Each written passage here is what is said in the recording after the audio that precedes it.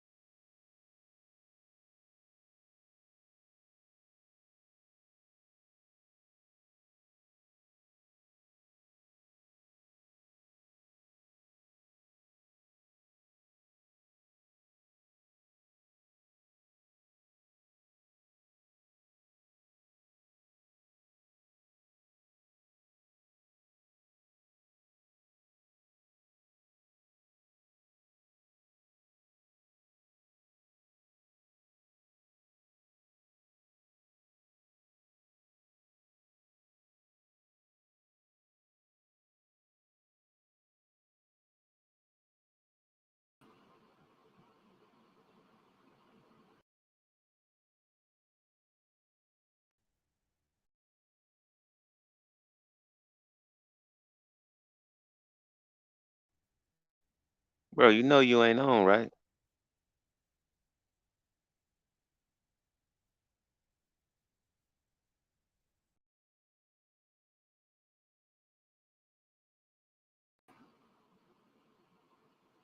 Mic check, mic check. Can y'all hear me now? Don't tell me this whole time I've been running my mouth and y'all ain't heard nothing I said.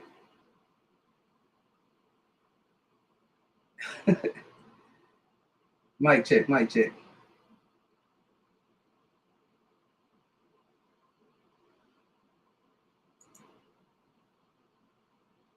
Can y'all hear me?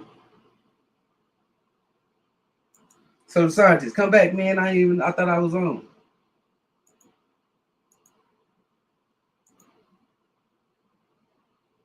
Man, that was crazy. I'm sitting here talking to my damn self, y'all. Gil Cole, salute, bro. Geneva Warren, salute, sis. Appreciate you. The real cornbread, salute. J1, salute. Eric R, salute. Pablo, salute. So scientist, salute. That's crazy. Charles D, salute. What's good? What's good, fam? I've been sitting here running my mouth this whole time. 11 minutes straight. Saluting everybody and everything.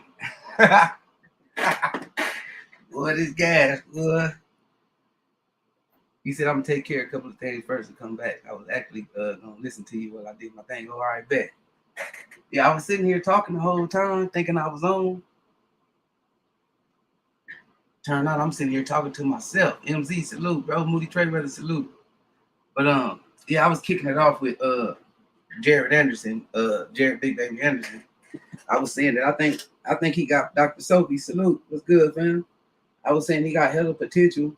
I think he did good versus the Southpaw and Charles Martin. Even though he got caught a few times, I think his chin held up pretty well. Towards the end, it looked like he was a little drunk, a little dizzy. But overall, I think he did pretty good, especially as far as boxing and finding shots and stuff like that. Yeah, I was muted, bro. I didn't even put myself on stage, but I had that thumbnail blocking me to even tell. I just started chopping it up. There wasn't really nobody in the chat at the time. But my apologies, y'all, for having y'all waiting. I'm over there talking to myself for 11 minutes straight. But yeah, like I was saying, I think he got hella potential, man. The only thing that that I had a bad vibe with is when he was breaking down and wearing his emotions on his sleeve to Roy Jones. Like that was telling, man. At 23, he felt like he got a lot on his shoulders. You know what I'm saying? I guess he didn't choose to have all this on his shoulders and things of that nature. I really didn't. I wasn't able to pay attention to his story. I know he got a brother or something that's in jail. A nice little small family and things like that. But I mean, I know things outside the ring can affect you in the ring, and I thought that was kind of like a bad sign going forward, man. Especially when the competition gonna get better than what he fought that night. That was a former champion he was in the ring with. You definitely gonna need to clear a lot of that stuff up. But I was pretty impressed with overall with his outing, and I want to know what y'all think. What y'all think about Jerry Anderson performance on Saturday?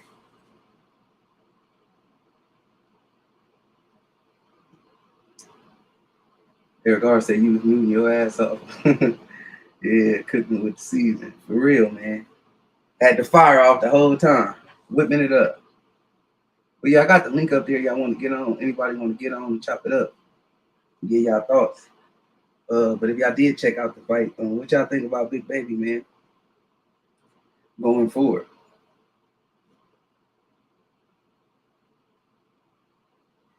I got the picks posted too. Don't forget to post you guys picks up this weekend. Me and Gil Coles, we ended up in a draw. I'm gonna need my run back. Charles D said Jerry was all right. He got shit work. He got shit to work on. Yeah, he do. Yeah, he got shit to work on, man. And I think most of it is mental. I think most of the stuff that he needs to work on is outside the ring. Is what it's looking like. What's good though, Charles D? Ain't shit good. I ain't got a type. That's right. It's like how the fight was. Like, God damn, I gotta type this shit. Yeah, I Nah, the was like, fight was alright though, man. He got some shit he got to work on, but I mean, it's minor shit though. right. Did you see the interview with him and Roy Jones? What was that at the end of the fight? No, I was like before the fight or the build up to the fight or something. I Nah, I don't didn't. really know exactly when, but I caught it later. Nah, I didn't watch much of the presser for it. Yeah, he was basically breaking down the Roy Jones, doing crying and shit. Saying like he got a lot on his shoulders, a lot of Oh, well, things. he was saying like he don't know if he want to do it anymore and all this other Yeah, extra yeah, shit. all Yeah, that yeah, stuff. I caught like pieces of that. Yeah, that was kind of telling to me, man. I think dealing with that kind of shit and then you don't need that shit in your mind in the ring. You need to know that you want to be here. You know what I'm saying? Because at any time you can, that means you can give up. Yeah, Like a you motherfucker don't can want to see you. carry no shit like that with you in the ring. Fuck that. Exactly. You want Motherfucker, to anytime get hit hard enough, motherfucker gonna quit. Anything, you know what I'm saying? pull a fucking Oliver McCall out this motherfucker. You hit this nigga hard as shit. He just sitting there crying and shit like, damn, this nigga ain't dropping. Hey, Just but sitting that's there, real though. nigga hitting Oliver McCall, all kinds of shit. This nigga just sitting there with tears in his eyes. This nigga ain't budging. Like, what the fuck? Man, He ain't he was fighting, but sitting there saying, goddamn. I'm only 23. Damn. Yeah, I mean, he got some real shit going on. His brother locked up for a minute and all that, but I can't say he looks solid, but I mean, he got just minor shit Yeah. to fix, like the crossing his feet, and he adjusted pretty good in the later rounds because Martin started tagging his ass with that left. I'm like, my nigga, you keep pulling straight back. Like, what the fuck are you doing? Yeah, that was Martin's game plan though. Like that's why I say I give him credit because that was a KG vet, ex champion. He was in there with. He Yeah, I'm handled not, it pretty but strong. and Martin did what he was supposed to do, Yeah, but he caught tested. on to that shit, got rid of that pulling back straight shit, started switching stances and shit, threw Yeah, Martin off a little bit. But other than that, man, I mean, other than that, his gas tank wasn't bad. It looked like he ain't lose no snap on his punches. right, I mean, right. but that was 10 rounds though. That wasn't 12. Yeah, but that was a good motherfucking outing for 10 rounds versus a KG motherfucker like this motherfucker Charles Martin. Like I was expecting him to stop Martin, but Martin game plan was basically counter punching. You know what I'm saying? Catch him slipping and shit. And Yeah, then but Martin looked like he was lost after what was it, like the first 3 rounds until his corner was like, yo, what the fuck you doing? exactly. That left is right there. Then he started throwing that shit with authority. Then what is it, like the fifth or sixth round, he started slowing down, and that's when Anderson started picking up the pace. I mean, it was just a good experience for the young boy. I mean, he only 23, man. Yeah, exactly. I didn't get to hear the story about his brother and shit, but that's what I was Oh yeah, saying. his brother got to do 22. It's 22 years. Yeah, And and I yeah, think that was and I think that's the younger. Is that the younger brother? shit. If he 23, old boy look a little bit older. He probably the older brother. But they both Hmm. look older than 23. That motherfucker big. Eric R said he weathered the storm. He said, I don't hold nothing against the Marlowe. He fought a step up in short notice. Exactly. That's what I was Yeah, saying. it wasn't who he was trained for, Yeah. but I mean, former IBF title. You know what I mean? He ain't no bum. He just everybody's used to him getting niggas out of there within 4 rounds. Yeah, but them lower level opponents, people that never been nowhere. Charles Martin been at the higher stage. Even he done got stopped and all that before. We know how to handle himself. But Yeah, I don't my think that's a thing bad. was, That's a good step. That was a good fight for Jared. hell yeah. My thing was though that how he is mentally. I'm saying going forward with what we know now and the things he's dealing with now going forward in these bigger fights, you know what I'm saying, versus these because the competition only gonna get tougher for him. And you know what I'm saying? Yeah, but the good thing about that is the heavyweight division is not that deep, True. so he'll be all right, man. I mean, there's a bunch of undefeated, no name of because who else was on that card? You had that tall ass African nigga who fought Mahmoud. Yeah, he got And his they got both. his up out of there, I think in the first or second round. Yeah, but that shit was fucking sloppy. You know what I'm saying? Like, there's no standout ass niggas at heavyweight. Like, all right, I didn't know who the dude. All I knew was the dude played in the NFL. That's it. The Mahmoudov dude, he looked bad against motherfucker when he fought Takam. Like Takam couldn't miss that overhand right. So when he My, came out that first round, and I'm like, this nigga's sloppy, and he gasses. I'm like, somebody going to sleep. This shit ain't going past 5. right. The I don't know who Mamadov, gonna land fourth, but who gonna land first, but somebody going to sleep. he said he gunning for motherfucker Anthony Joshua. He said that I guess in the amateurs, he Anthony Joshua lost to somebody. And he beat the person Anthony Joshua lost to, and he using that as his storyline. You know what I'm Who, saying? Mahmoudov? Yeah, Man, AJ beat the brakes off him. That dude gas tank his ass. yeah. He Like he counted on the like pocket. he struggled with the fight before this fight he just had was against Takam, and Takam, I swear to God, that shit was. You can argue who won that fight. And he banking on or relying on his power when it's more to the heavyweight game than just power. You know what I'm saying? Especially when Everyone at heavyweight got power. Y'all all over 200 something pounds. Y'all these heavyweights now as big as a motherfucker. especially when you get to like a skilled motherfucker like Usyk or a motherfucking Tyson Fury. And everybody kept saying Tyson Fury is fucking pillow fisted. Like this nigga is 200 and whatever the fuck he wants to be on fight night. Yeah. 70, 80. You think this nigga's pillow fisted if he turned his body weight into them fucking punches? Yeah. And he ain't got to be a one hitter quitter. He a combination motherfucker too. He can throw a couple of 2 or 3 together Yeah, and but stuff. that's the worst type. Mm-hmm. Especially if the nigga starts sitting on shit. Look how he got wild up out of there. Yeah. See, I think that was a weight class statement. Like I think Fury smart as a motherfucker coming in heavy like that because it ain't nothing bigger than what it was. Now they got the super heavyweight class, right? Yeah, and then that So, Bridgerweight shit that I don't Bridger, yeah. understand. Like this motherfucker was coming in as in between a cruiserweight and a heavyweight. This motherfucker was coming in as a super heavyweight. You know what I mean? So of course it was going to be a lot more strength. Maybe not devastating strength, but a lot more strength to knock Wilder ass around. No, the crazy shit is if you look at Fury's fights, he never turns into his punches. Like he's hitting you with arm punches, Mm-hmm. honestly, Like because he's tap trying tap to, tap yeah, tap. yeah, because he's trying to get back on defense. Yeah. When he was hitting Wilder, this nigga was turning into them shits. When he was hitting Otto Wallin, he's turning into them shits. Like them last couple fights, you see him stopping motherfuckers and knocking people out. Let a nigga turn 273 pounds with some force into your ass. You think he's still pillow fisted? Right. This nigga slap you into the third row. What you think he gonna do with a closed fist? You definitely go back up and think about some regroup or some shit. Yeah, like all this pillow fist, mosquito fist shit. Like, come on, man. The dude, 273 pounds. You gotta respect that motherfucker boxing IQ to be that big. You know what I'm saying? And the way he I moves, respect it. This nigga just need to fight motherfucking better Usyk and stop competition. holding up the goddamn division. Yeah, he definitely do. He do. He been doing this his whole career. He'd get a big win and he'd go hiatus for like a year or two on a long little hibernation or something. Yeah, Uh, but where the fuck are you going right now? You only got one fucking fight left. right, All the marbles. right. It's about that time too. Everybody else is coming out with it. Eric R Mm. said what the f if I was Ray, I'd be like, so Mike Tyson when he became undisputed said, motherfucker, what you mean? Uh What MZ you say? say salute everyone, salute bro. Eric R said throw Anderson in with Daniel Du Bois or some shit. Oh yeah, that's coming.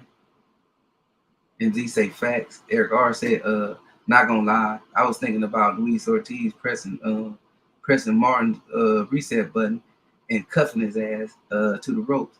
Like Beyonce when I made my pick. Cuff is cuffing, cuff it up, cuff it.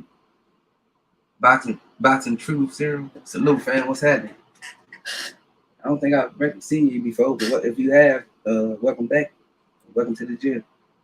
Hey, what you think about this? You seen the schedule already? For which one? For For the Champ Ross? the chat rush joint. Yeah. Cyber Uh, Supreme. yeah, I saw it. I didn't make my picks yet though. Yeah, I put the motherfuckers in earlier. Nah, not me. I gotta see. I'm on these niggas' asses. Right. No room for mistakes. Hey, Cyber, the link up there, you want to jump on? Anybody want to jump on? Uh, the regulars. can jump on, chop it up with it. Yeah, But a we couple of got fights Vergil. fucked up. Who the hell lost this weekend that fucked me up? Fucking Jahai Tucker's ass and somebody else fucking lost. Damn Yeah, I it. think I had 3 different losses. Yeah, I had But we had a Tucker. bonus though. Tucker was one of them.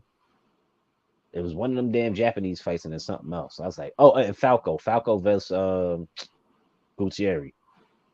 I don't know how the fuck he beat Falco, but Hey, Boxing Truth said, if I do, my bad, fam. You know, I'm being normally Trey be in the chat, but my bad if I do. Welcome back, my brother. But this weekend we got some good shit, man. We got Boots versus motherfucking Villa. We got who else is on this fucking weekend? Boots, Villa, Stan Jonas Ortiz. We're gonna see how that plays out. And then we got some other shit in between. D-Lo, salute. We got Jojo Diaz in the ring this weekend. Seriously? He's fighting this weekend? Yeah. Shit, against who? Oh boy, got a pretty good record too. Hey, the motherfucker that They say like Boots JoJo just got out the ring. The motherfucker that's Boots fighting, he got a decent record too. And he 24. Wait, what is he? 24? No, 25 or 24 knockouts and 1 loss. That's a dude who beat 26 wins. 26 wins, 1 loss, 24 KO. Yeah, that's the dude who beat Rashidi. Oh, for real? Mm-hmm. Yeah, that's the dude who beat Rashidi Ellis. Joseph Diaz fighting Jerry Perez. I don't know who that is. Me neither. I know if Boots don't get this nigga, this dude is tailor-made for Boots. But this dude could take a punch. We gonna know exactly where Boots is at because everybody was criticizing him for saying, "Oh, you fought Karen and you couldn't stop a motherfucking runner." Well, this dude don't run. This dude is in your face. This fight with Villa is tailor-made for Boots. Like if you want a nigga that's in your face, you got him. But you better be mindful. This motherfucker can crack. Yeah, that's what I said. His record show. I ain't looking at no film or nothing. That's how he caught up with what's his face with Rashidi Ellis. He fucking dropped him like 2 or 3 times in the later end of the fucking fight. Yeah. Boxing Truth Serum said Boots gonna KO this dude before for sure. Yo, listen. He gonna be there. You think he gonna be there to get hit? Nah, he gonna be there to get hit, but there's a difference. You could be there to get hit and get stopped. This dude could take a fucking punch. The whole thing is, can you take his punch? That's how he caught up to Rashidi. Rashidi was doing all that useless moving and showboating. After the 6th, 7th round, this nigga was on his ass. Yeah. Joseph Brown, appreciate that membership, bro. Boxing Truth Sam said for sure. Who you got? Canelo versus Mel. I'm definitely gonna ride with my guy Mel. I'll ride with him, win, lose, or draw. I was saying when I had myself on mute like a dummy, I was talking about that one too. I was thinking that that's a cherry pick. I mean, I ain't saying Mel is some bum or he is undisputed, but for you to skip the one brother, make him come up 2 weight classes and not go at the brother, you know what I'm saying, that's right there next to you, it's basically saying I want to you know what I'm saying, make this guy jump through hoops.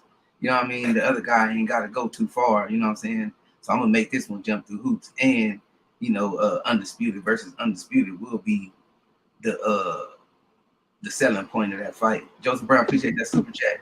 Well, Mel put it out there to, you know, undisputed versus undisputed. Like I was just like everybody else, like, all right, he's fighting Maul. Maul ain't been to 68, but I'm like, Maul also ain't been in the ring for almost 3 fucking years either, and he's mentally fucking unstable. So it's like, why would you fight this nigga now? Okay, I get it. That's your first fight out of the 3, but who are the other 2? They say MZ, salute, bro. Salute. You ready to who's that? Trey X, salute, bro. What's happening? You was gonna say something though? MZ? If I could have it my way, if he does his 3-fight deal, if he's gonna fight Mel, cool. Even though he ain't active because he's coming off of a fucking broken hand, but he's still got to come up and gain weight off of the injured hand. Right. But let the next 2 fighters be, let it be the niggas that they claim you ducking. Let it be motherfucking Andrade, and then let it be Benavidez. And then after that Canelo ain't got to answer no more fucking questions after that shit. Yeah. I'm tripping. I'm still tripping on. I thought it should have been either motherfucking Maul, Benavidez, or Spence, and Spence. But I guess he see it a whole nother way. I guess he want Mel, the undisputed champion. Then he want a tune-up, and then he gonna try to get Spence if he beat Crawford.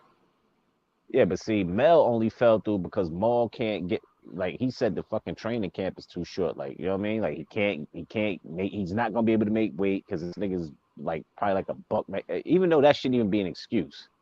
You cut more weight to get to 60 than you do to get to 68, if that's the case.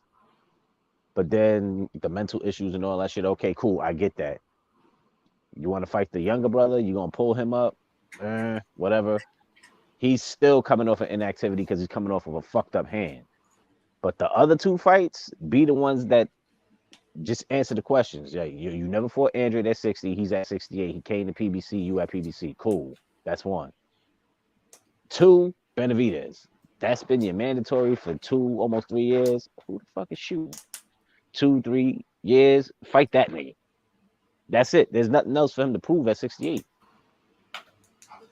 Hey, you got Morrell, who's a prospect, but he's a champion, but he's got 9 fights. But look at the people that everybody said he's been ducking. You got Andre, Charlo, and fucking Benavidez. You answer them 3, however you want to slice it, cool. Yeah, that's what I'd rather see. MZ, what you finna say something? D-Lo, salute, bro. I was agreeing with I was just agreeing right now.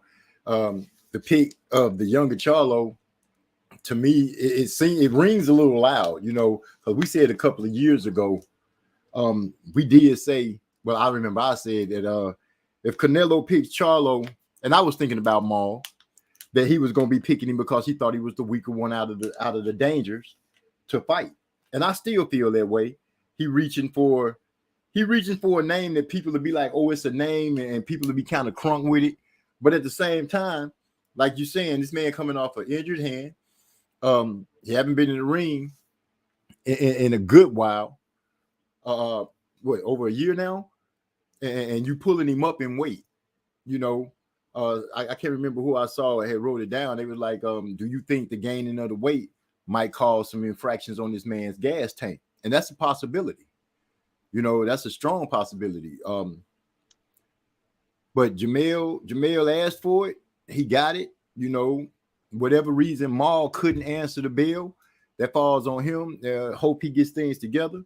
But right now, the only thing we can do is sit back and say, okay, let's see what Mail going to be able to do. Because people can't pretend that they didn't think about this fight happening. It's been spoke about on more than one occasion. I guess we just didn't believe it would happen. And now that it's here, Mail going to have to show and prove. Simple as that. Look at the Pivot podcast. I would have thought that it would have been the bigger one, the one that's at 160 at least. You know what I'm saying? I wouldn't have think that he would have tried to reach down to 154. But just thinking about the undisputed, put him past. I don't think it was no other choice, right? Like, we need to sell this fight as much as we can, and what better way to sell it if undisputed versus undisputed? But 2 weight classes, dog. Yeah, I know. That's what I'm saying. I'm bugging. But this shows Canelo character, man. I mean, he definitely an opportunist. Yeah, it ain't nothing new, man. Canelo been doing that type of stuff. I mean, he started out like that. When he got his first championship, he fought a guy who wasn't even ranked I don't even think he was ranked at the weight class below, let alone the weight class that they fought for the belt. That was Ricky Hatton's brother, Matthew Hatton. So it's been you know what I'm saying, that's kind of been his MO, pulling up guys he shouldn't be pulling up, or weight draining guys that he shouldn't be fighting. But you know what I'm saying, none of it amazes me anymore. I just, when I look at the fight, I hate that Jamal couldn't go because it was a great opportunity. You know what I'm saying? So who am I to question what he got going on? He knows what he got going on in his life. If he ain't ready to fight anybody right now, I respect that. I hope he get a chance to get back to action at some point this year. As far as Mel, I think it's an opportunity he couldn't pass up. There's not a bigger fight out there for him right now. Canelo had better fights he could have took. You know what I'm saying? Even if even throwing in the undisputed aspect, I mean, I think more people would be interested in seeing him fight some of them other guys at his weight class than fighting a guy he pulling up, from 154. Because it ain't like Jamel been just setting the world on fire. He did what he did, got undisputed, but I mean, he had a pretty hard time getting to that undisputed. He had a draw against Castano in the first fight. He lost to Harris, came back and stopped both of them. But you know what I'm saying? When you look at stuff like that, a lot of people who don't really look at boxing the way we do, they're gonna look at just those two things right there and discount his ability to compete with Canelo, especially coming up two classes. So because when you look at that, that's when you talk about trying to sell the fight. It's gonna be people who say they already know what's gonna happen. I think Jamel got action that being competitive. I think he got a path to a victory, but it's just the weight. Fighting two weight classes, coming off hand surgery, coming off inactivity, and then the huge spotlight.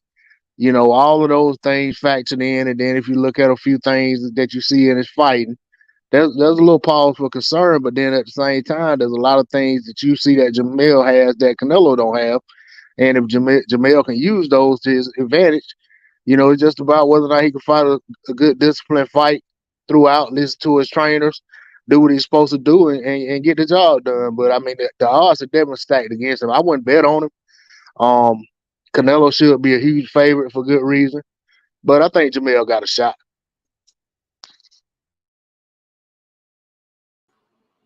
Hey, I agree with you, man. I'm definitely gonna be picking him. I mean, I'm gonna go down with the ship, but at the same time, I like to fight for him, win or lose. I mean, I think it's good for his legacy. It'll add on. He already accomplished the undisputed at 54. I mean, if he beat Canelo, it's a win-win. I mean, from here, but that'll be loss number 2, right? For who? For Canelo? No, for Mel. Oh, yeah, that'd be his number 2. That'll be number 2 for Harrison and then Canelo. I mean, I don't think Canelo is a bad motherfucker to lose to based on the hype and the recognition he get from all the boxing fighters. He gonna get a bag for that, and 2 weight classes up. That just kills the Crawford fight if Crawford beats Spence. I mean, I doubt it. I think it'll still make it even. You know what I'm saying? More. You think he gonna come back down to? All right. Here's a question: if he does for some reason beats Canelo, right? Mm-hmm. What does he do with 54? Vacates? Well, I think it's only a 1 fight, so we don't gotta vacate. It'll be sanctioned for him to go up there, and or Canelo to come down without having to vacate. It'll just be 1 fight. Yeah, I don't think, to be honest, I'm looking at the situation, man. It's I'm undisputed for undisputed. Are the titles on the line, or are they at a catch weight? No. They just advertise. Go ahead. I'm sorry. What is saying? What you saying about that undisputed versus undisputed? Both of these fighters are undisputed, but it don't necessarily mean that it's on the line, because you can't fight for undisputed at 68 for the 54. You know what I'm saying? Right. No. I get what you're saying, but I'm saying, but they didn't say anything about a catch weight. So is he coming up to 68, or are they going to meet like at 62, 63? No, 68. 68, they said. So then he's challenging for Canelo 68. Yeah. That's the only way he put it on the line. Okay, but that's my question. So if say for some reason he beats him, he's gonna have to vacate 54. I don't see him coming. If he's gonna go up there and beat Canelo at 68, you think he's gonna drop 14 more pounds to go back down to fucking 54? I think he would. I don't see him staying at 168. I think he might go to 60. I don't think he'll stay at 68 though. I don't think he goes back to 54, because think about it like this. Say he does win, right? Mm-hmm. Both Spence and Crawford, whoever wins this fight, is going to 54. He's not gonna. Well, they gotta have 2 fights first. Supposedly, but one can be at 47 and then one could be at 54. But you know that Spence ain't gonna want to fight. He ain't gonna want to fight Charlo, even though he says he would. But say this nigga wins that 168, you could kiss that shit goodbye. He ain't coming back down. I think Spence will fight Charlo in a heartbeat. I don't think there's any hesitation on his end whatsoever. Yeah, but you think he's gonna come I back think down to 54 to do it though? After he just won at 68? no, I don't think. I said I think Spence would. I didn't say. I mean, I don't think it's advantageous for Charlo to come back down to 54 if he goes all the way up to 68. I think he should settle at 60. I don't think. I mean, he has the frame for 68. He, big as those guys up there. He ain't as But tall though. but I just think Who ain't as tall? Charlo? I mean, he's like 5'11". No, hell no. Them niggas is 6 feet. They 6'1". Them niggas Yeah, I thought it was 5'11" and 6 feet. But either way, yeah, he has the frame. He has the frame for 168 is what I'm saying. But I can see him going back now. But if he's undisputed, then I mean, maybe there's money there for him. There's fights there. I mean, you got Andre. I don't see him dropping I don't see him coming back to 54. 60 maybe, but 60 I say 60. 54 now. I don't see him doing that. But I think if he were to win, I think he should stay there. But at least see if any money's there for him. But if he loses, I still don't see him going all the way back down to 54. But he could. But I mean, I'd say 60. But if it's a big enough fight, I think he'll do it. Look at the landscape, man. It's all risk up there, y'all. 60 wide open. Huh? Yeah, 60 is wide open though. Yeah, and he can stay, and he can have. Yeah, well, 60's wide open because it's okay. Another good question. 60's wide open. All right, he wins 68. His brother's a fucking champ at 60. He won the at 68. I heard. No, I think he probably moved at 68. Yeah, well, that's what they were saying. But if he wasn't in shape to make this fight, you think he's gonna be in shape to make the fucking Andre fight? Yeah, he's gonna look crazy taking the Andre fight around the same time. If it falls in the same time frame, and he getting the bag to fight fucking Canelo. He ain't gonna fight. He ain't gonna get the bag to fight Andre. Yeah, I've been hearing that Andre. I mean, just seeing different stuff posted here and there. I also been hearing Andre and Plant too, so that's a possibility. So Charlo may just be coming back, tune up. But I think at some point he's gonna probably have to vacate. He probably should move up to 68. If he's struggling to get down to 68 for Canelo, he probably should come back later in the year at 68. Go ahead and drop that belt, and let Adames and somebody else fight for it, and claim at 68.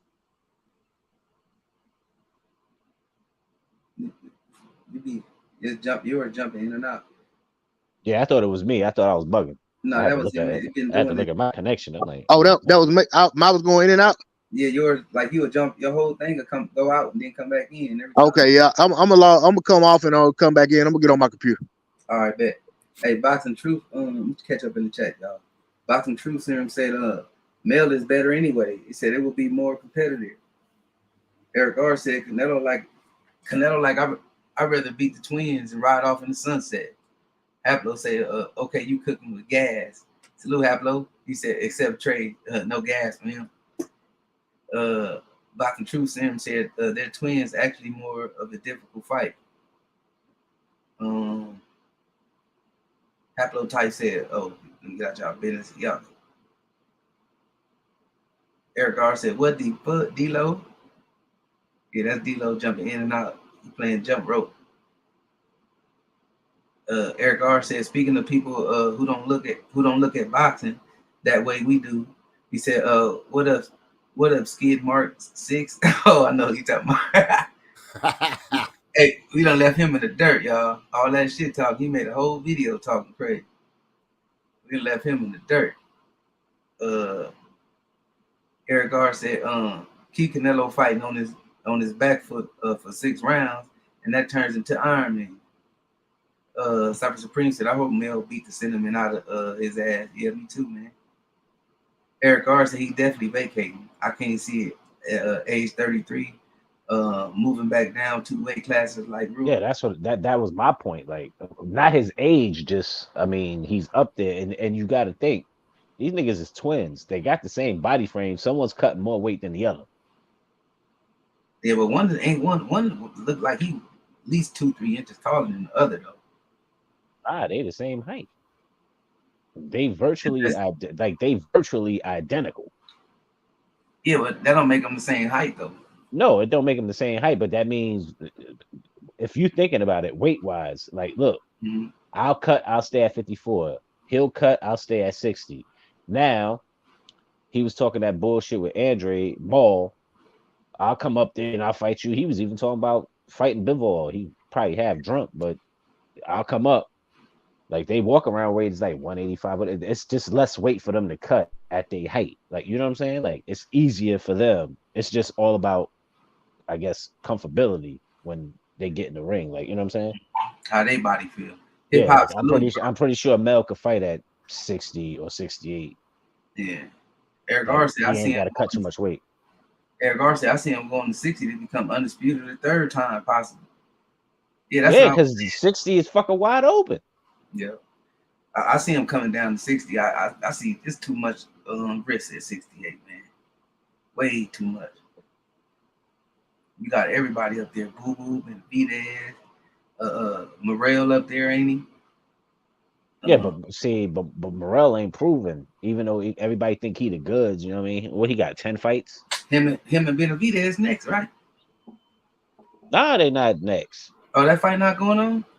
Nah, they both talking shit, but ain't nobody talking about fighting. I know the last time I heard some shit about them fighting, Morrell's camp said they wasn't ready, and then all of a sudden they're ready to make the fight happen. But that was the fourth fight. That was the fourth fight. They was trying to catch him right when Ronnie Shields first got him, and that was during his fourth professional fight. And they knew Ronnie wanted to get at least a couple of fights in. They knew what they was doing by doing that.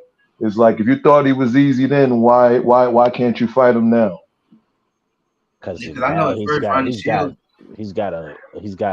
his spot is mandatory. Like, that's why he fought Plant. Like, you know what I'm saying? Like, he's not trying to lose his spot. Even though, I mean, I don't really give a fuck. Let them niggas mix it up. But all I know is, for some reason, Andrade ain't in the mix. Yeah. Everyone's talking all this other shit, and Andrade is not in the mix. He in a bad spot right now. You know? Like, it's not even that he's in a bad spot, my nigga. He's like, niggas don't even want to fight him. Well, are we gonna do that? We gonna cry for Andrade? No, we're not doing that. I'm just saying they saying everybody name but his. No, because I'm saying like even when I was trying to explain this when motherfuckers was talking that shit about Bud, like, these people don't like doing business with each other. They want the shit on their network. They want the fighters up under their motherfucker. They rather hype up these motherfuckers fighting a bunch of nobodies than actually have the real top contender fighting each other, because they all spread it out on different networks. You see how ESPN and Top Rank swooped in on the Wilder fight. You know what I'm saying? Crawford had to get away from Top Rank to get this kind of recognition, get this fight. You know what I'm saying? After a big boost from Top Rank, he had a big boost. Like, if you look at Crawford's record, bro, he really ain't fought no tough competition, man. He had easy path to this area, to this spot he in right now. And this ain't no knock. This ain't no nothing. Just go look at his climb to the top. Go look at his climb to the top of 140. You know what I'm saying? It was rough. It was rough at 135 for him. Like, he said out his own mouth, his toughest fight was versus Gamboa. You know what I'm saying? Like, but Marlo, check this. Boo Boo left all that shit to get on their same side of the street, and they don't even say his fucking name, dog. He's on the PB side of the street. What are you talking about? Him and Charlo just did a live together like a week ago. That's cool. Charlo was probably drunk, and Boo Boo's a fucking space cadet, man. That nigga them niggas is weird. I just gave you an example, and you want to poo-poo. Oh no. I'm just saying. All right, I feel you on that one. But what them niggas been talking for years about doing all of that shit to Charles and Andrade, and none of them niggas ever fought. This nigga's up there. That motherfucker Boo Boo was chasing Canelo and Triple G. He was also chasing Charlo, because that nigga was also in there with immediate pass. Like, why you didn't want to fight us? No, he turned down.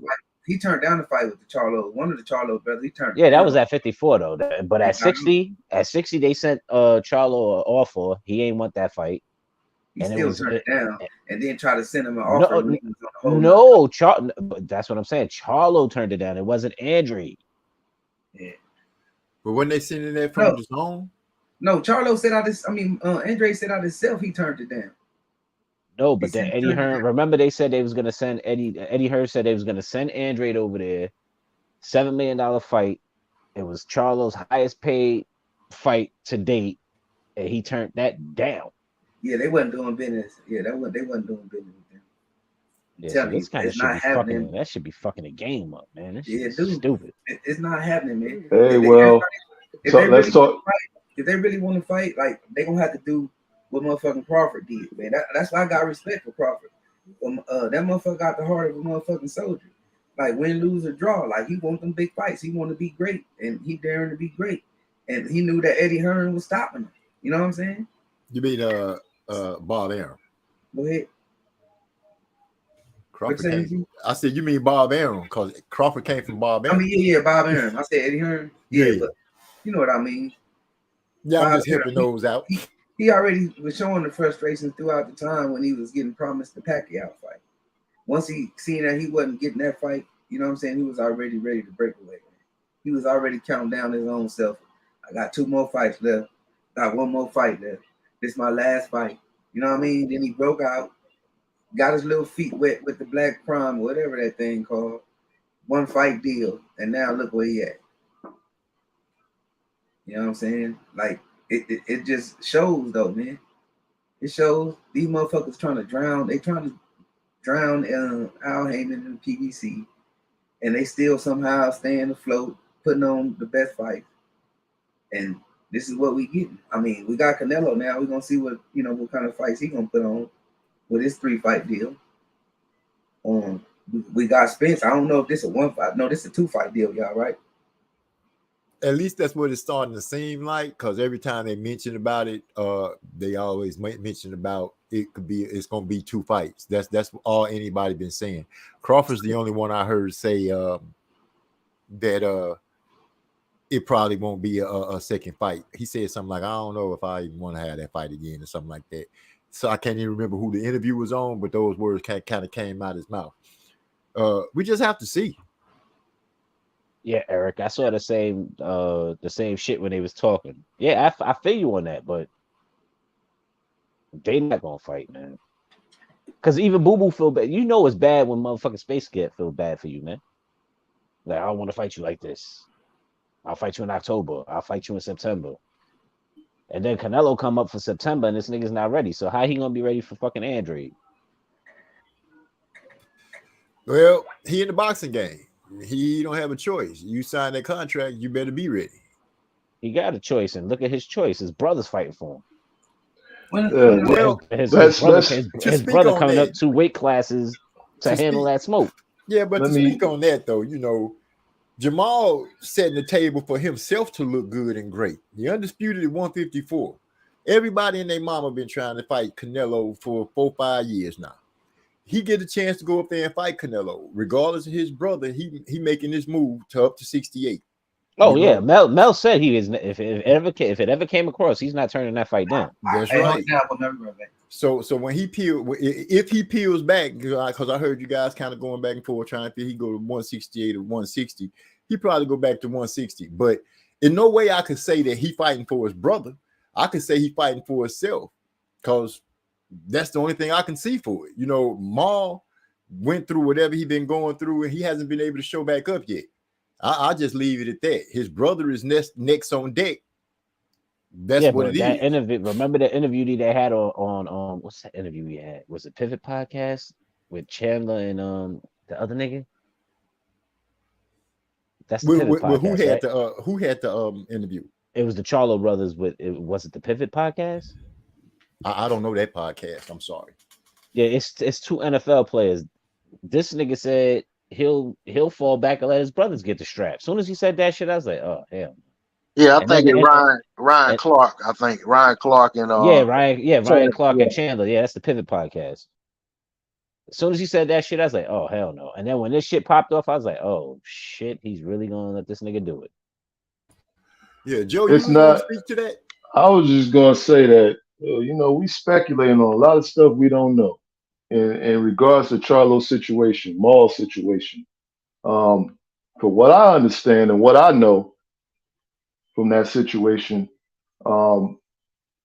he still got some issues trying to get his stuff situated with his divorce, and some of that had to do with his wife not allowing certain things to proceed the way it needed to in order for him to take the fight with Canelo. Now, Canelo he was good enough to say, you know what? Okay, I understand you can't do this at this moment. Well, I'm gonna give the opportunity to your brother.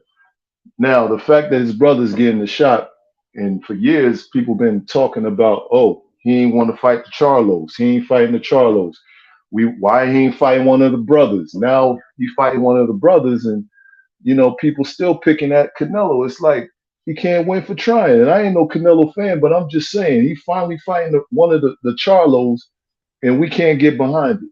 No, it's not the fact that he's not fighting one of the Charlos. It was a specific Charlo at a certain time that he was supposed to fight. Last time I checked, they was all at 154 at once upon a time.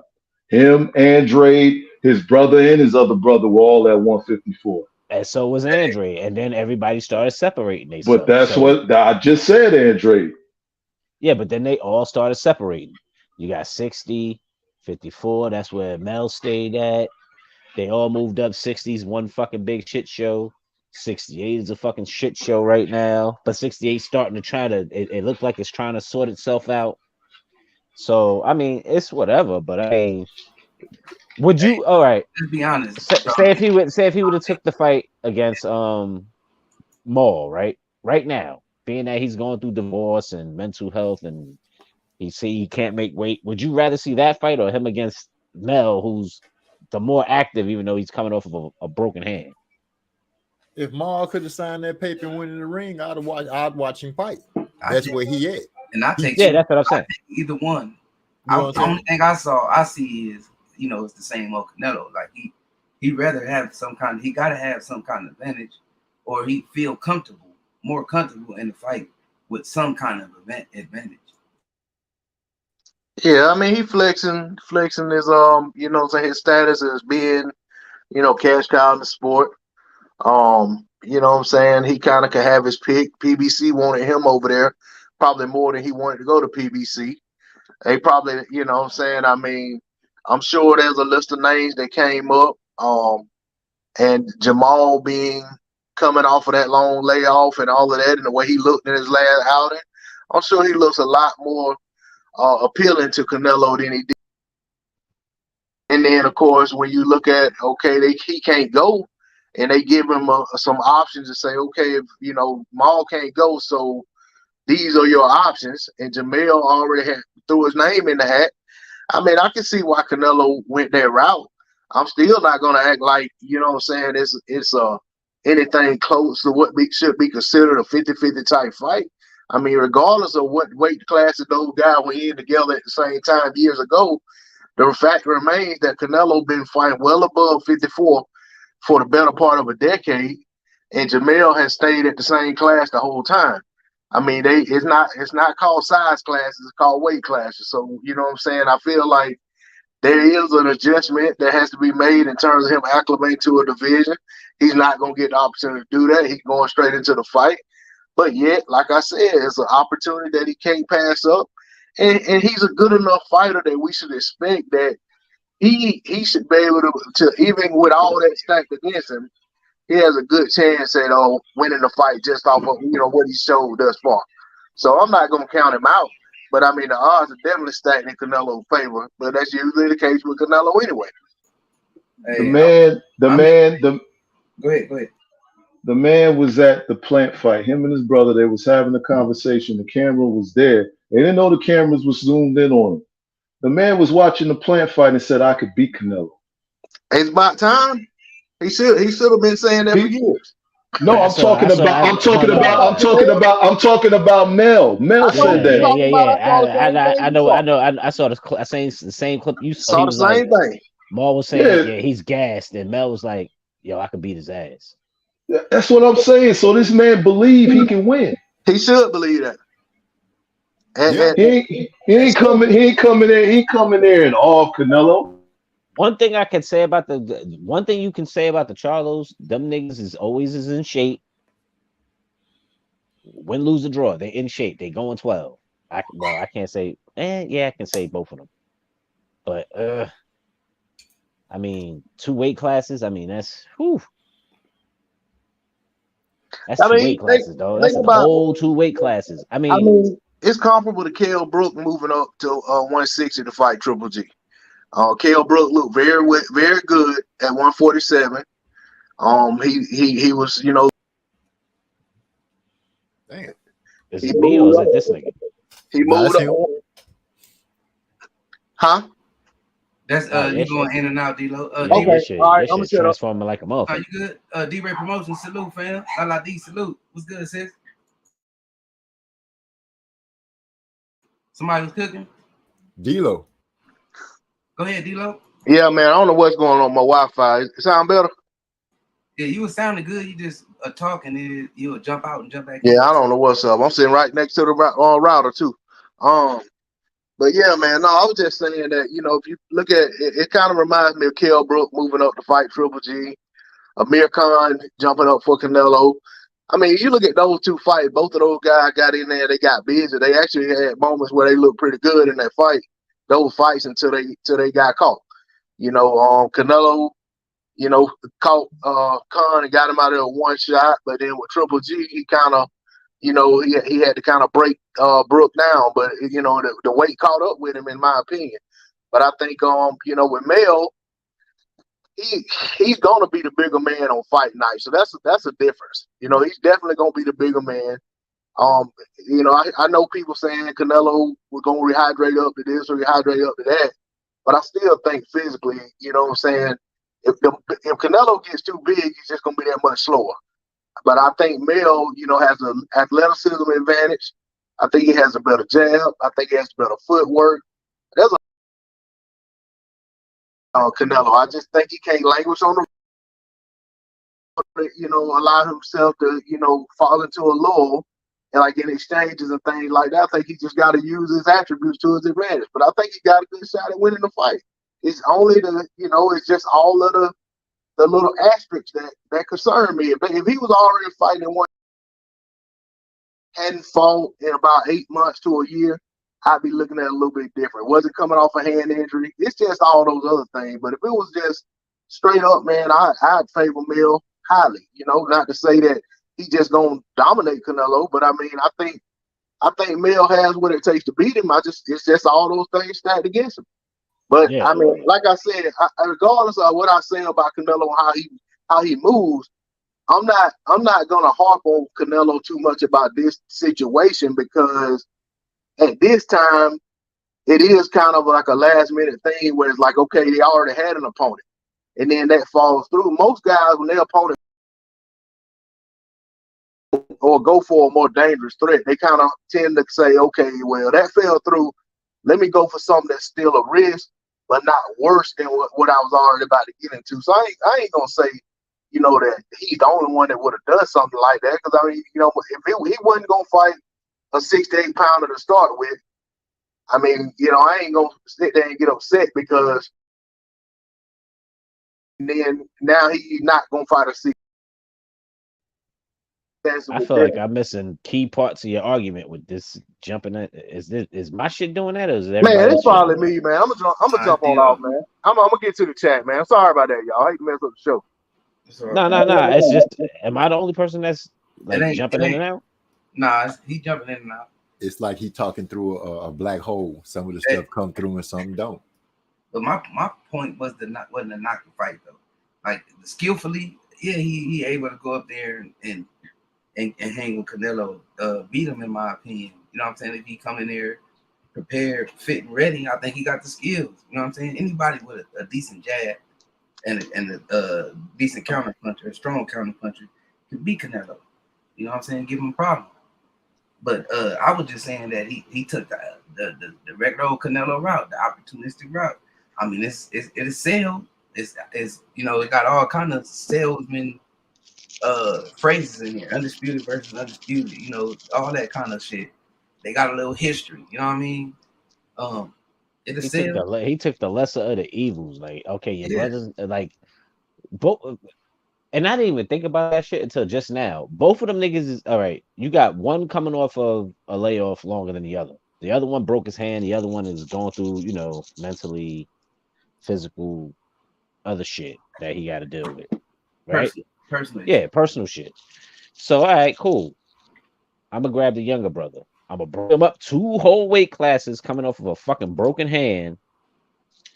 and we'll see how this works. We'll sell it as undisputed, which is, I mean, cool. You can do that, but I don't know, man. But wasn't that always going to be the case? No matter who, even if Mel wasn't fighting Canelo, he would have still that scenario still would have stood for him if he would have fight Tim Tszyu. People would have been saying that same thing about him coming off a layoff and having a hand injury against Tim Tszyu. No, It was going to be doubt. It was going to be doubt there regardless. So no, it wasn't going to be. Why would it be doubt? It would be doubt because there's people picking Tim Tszyu because he's the hot fighter. People are saying he's the hot fighter right now, and even if he was to face Maul, we believe he would still lose that fight to Tim Tszyu because Tim Tszyu is on fire right now. There's people out there saying it. But the only reason Tszyu is on fire is because Tszyu is active and Tszyu is fighting.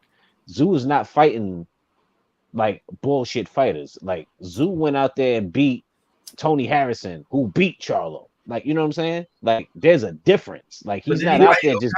Didn't he fight Ocampo after that though?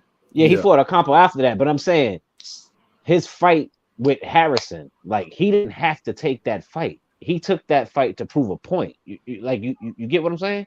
Like, he took that fight. Like, all right, if I do beat him, I'm gonna make sure I beat him better than how you beat him. Because Charlo lost to him, even though it was a close decision, and then second fight he knocked him out.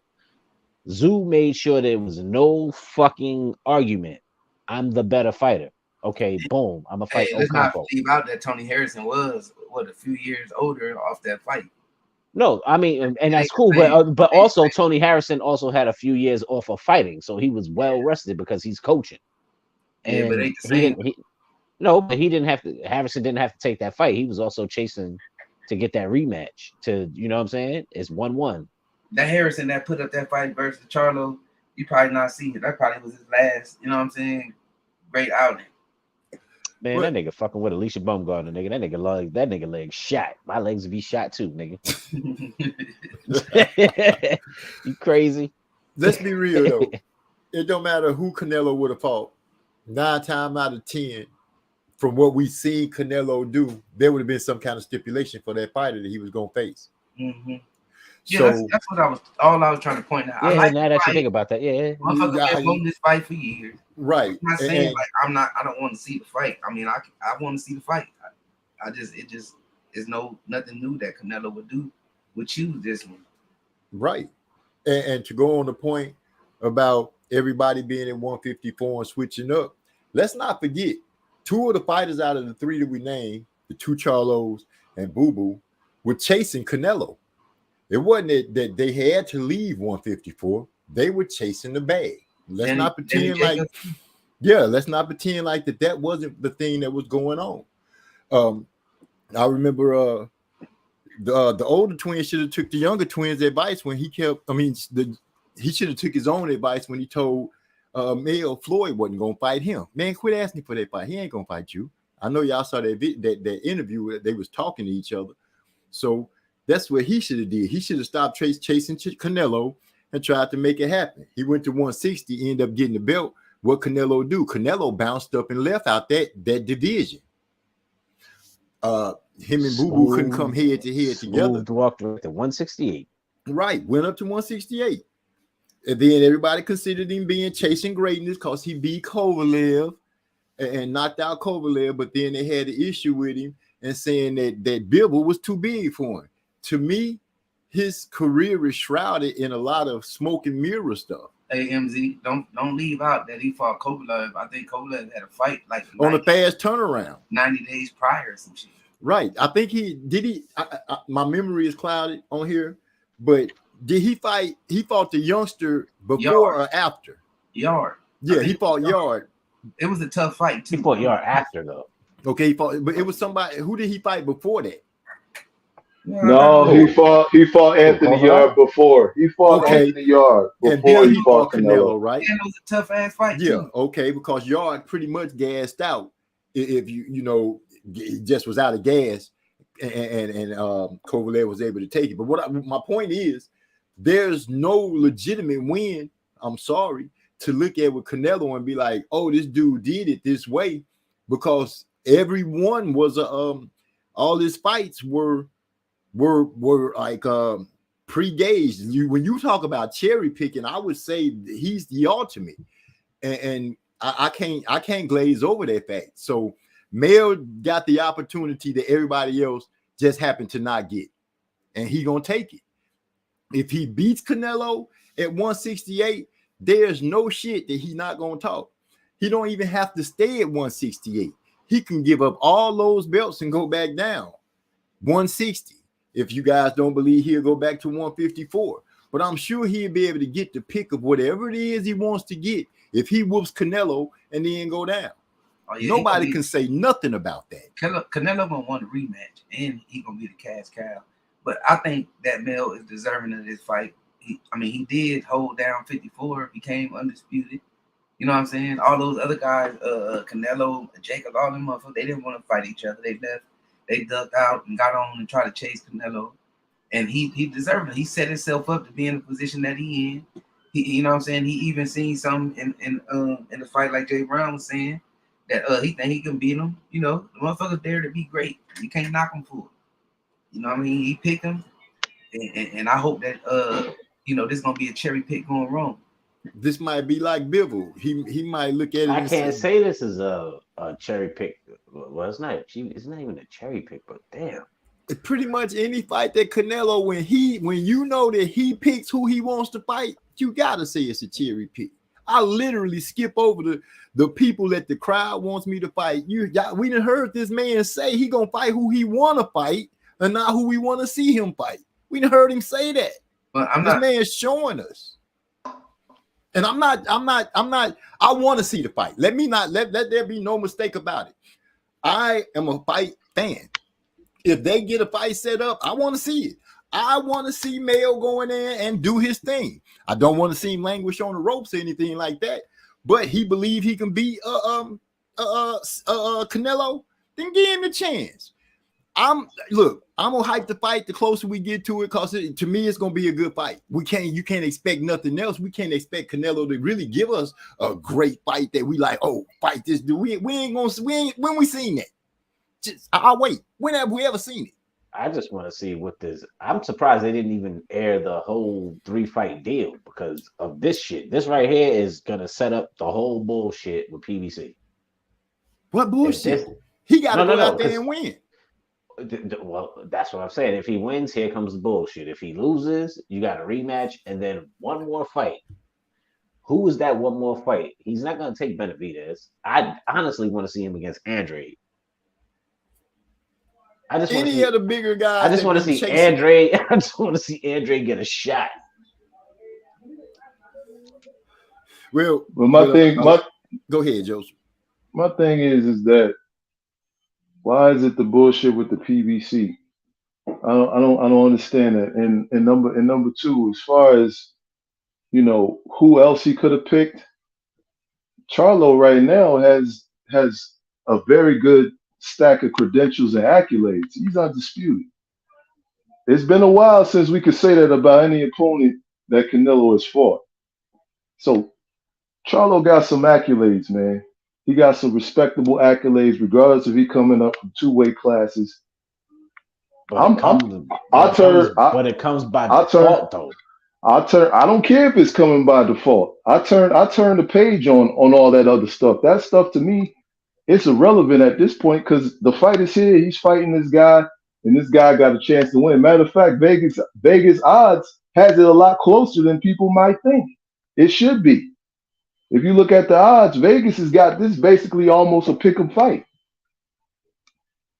So, to me, I didn't think we would get in this matchup, but I ain't mad at it. And I ain't going to sit here and keep condemning Canelo when I already know what Canelo is. I know who he is.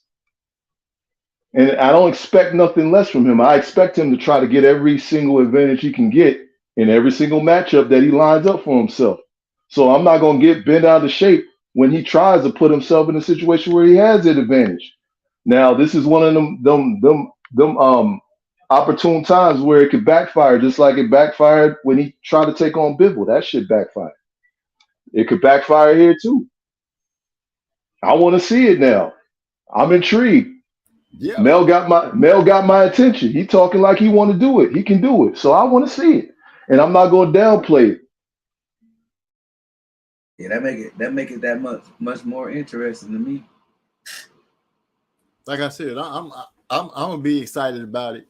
I'm gonna talk my shit about it, and the more I look at it and stuff, I'm gonna be crunk about it. Why not? It's one of the fighters that I've been bagging all the time anyway. He getting a shot. If it had been Boo Boo, I'd still be crunk and saying, okay, he fighting somebody that we've been asking for. He got Jamel Charlo. It ain't like we ain't asked for this fight before. We have. It might not be at 154, okay. But like Joseph Brown said, you're talking about an undisputed against the undisputed. We know Jamel got grit. We know that. We just want to see if he can put a little weight on and go up there and prove it. I'm hoping he can. D-Lo say Mel wouldn't go up 2 weight classes to fight Tim Tszyu. He also said if you think Tim Tszyu beats Charlo at this class, then you definitely have a concern about the Canelo fight. Huh. Harrison, D-Lo said Harrison looked pretty damn good going into that Tim Tszyu fight. D, get out y'all business.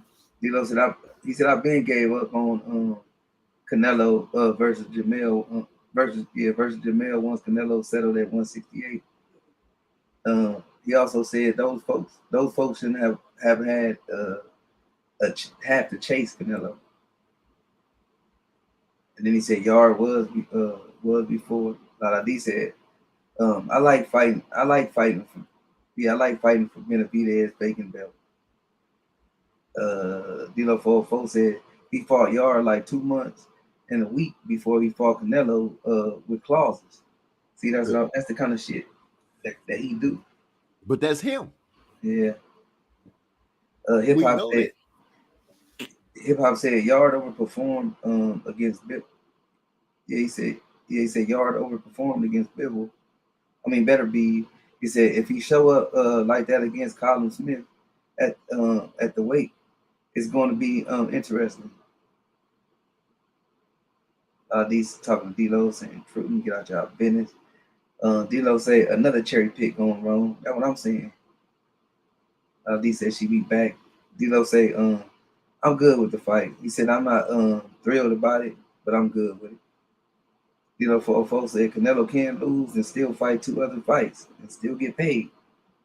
D-Lo said you can forget about Andre. Canelo said never, and everyone was cool with it. He also said there are guys at the class he could fight. Yeah, I'd rather see I like to see the rematch with Bivol. D-Lo said, "Yep," and I ain't giving them kudos for the step-up fight. D-Lo said 5 years ago, yes. And he also said I thought Better Be was fighting Colin next. But yeah, hey y'all see the schedule? Y'all put y'all picks in, MZ, Joe Brown? Oh, Joe Brown. Set out his Callum is next. Callum Smith is next against Better Be, right? That's the next one. That's what D-Lo said.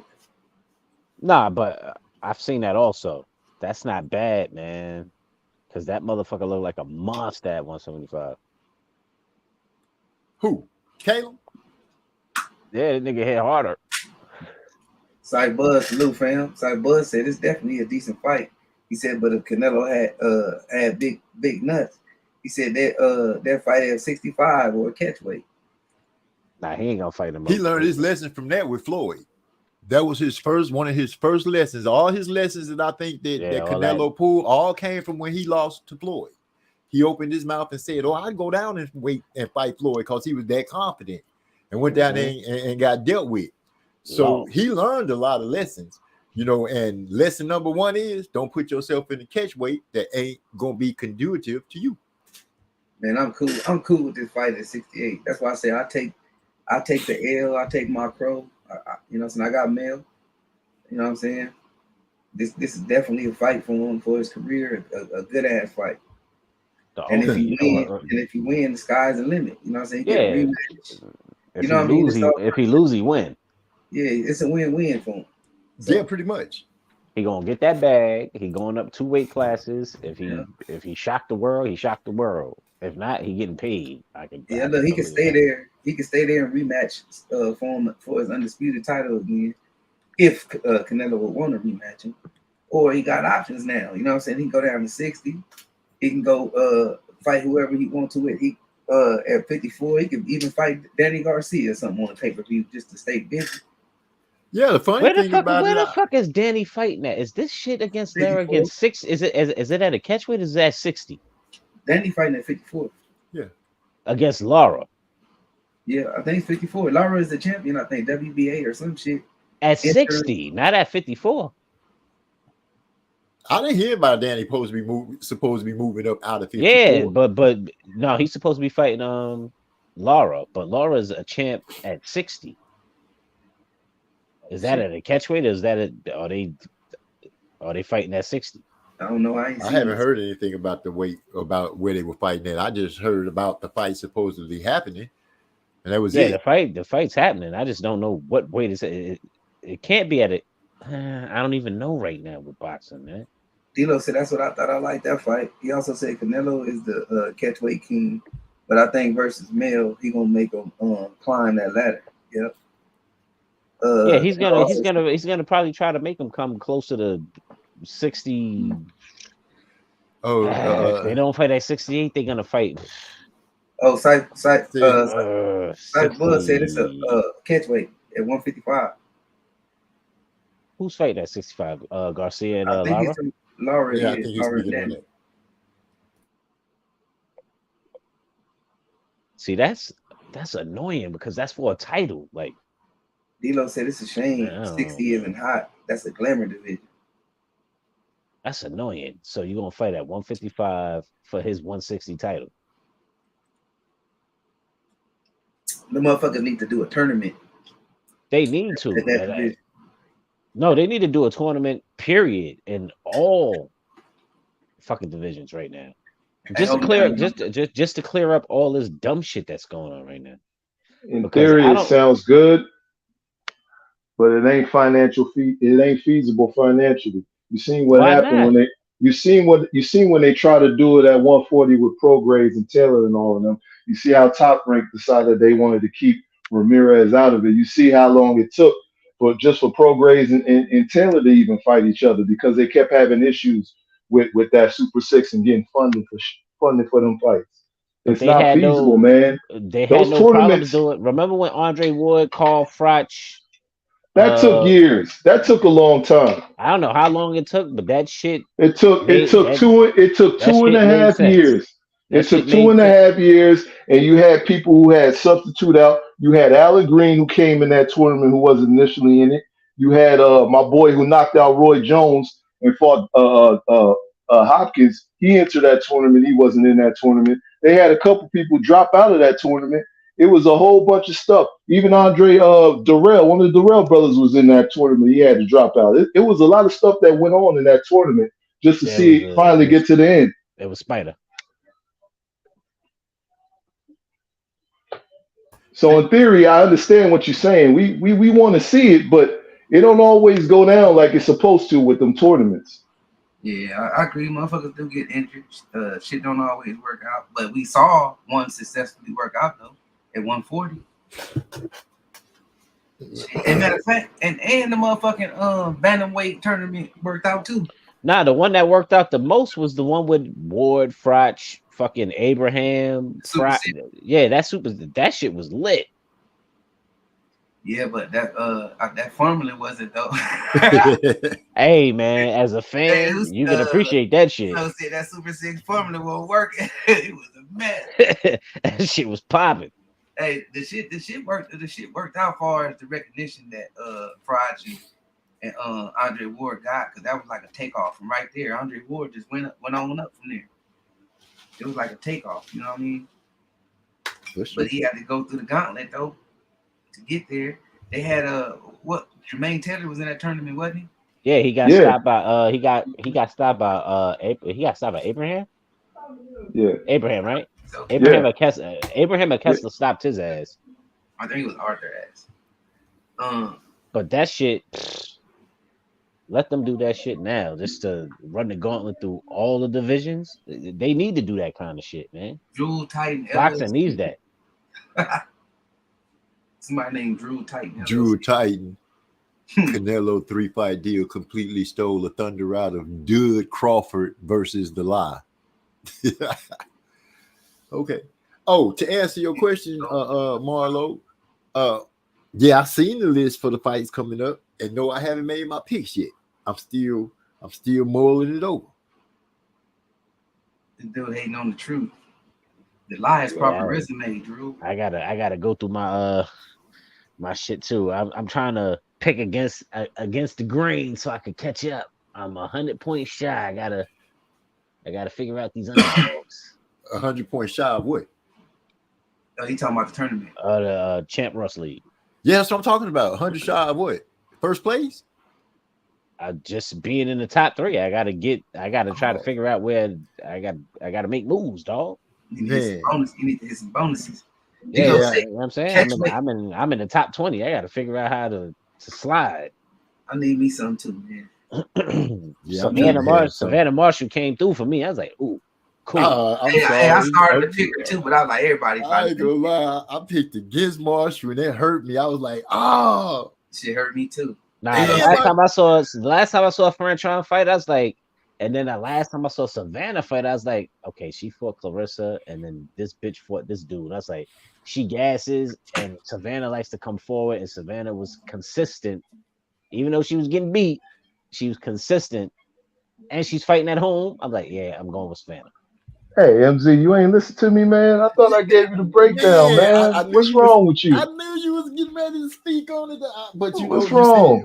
I kept it real. I put it out there. I don't know. I guess I let Clarissa pop up on my screen and mess with my brain. She can't fight for her. She was screaming.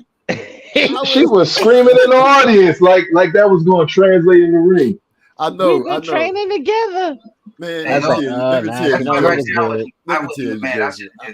I should have just followed everybody up because I knew everybody was gonna pick Marshall. What's the name? Is not a decent boxer. She like more brawler, like come forward. And Marshall. A lot of people picked Franchon. Oh, they did. Yeah, out of dog. Out of the how many people was in the Champ Russ League? Like 63. Yeah, probably maybe 20 picked Savannah. For real? Maybe. Wow. I went with her because I was like, okay, she was aggressive against Clarissa, and then Clarissa's like, yeah, she hit me, and I couldn't see out of one round. I was like, yeah. That fight that was with Hammer. I'm picking her, huh?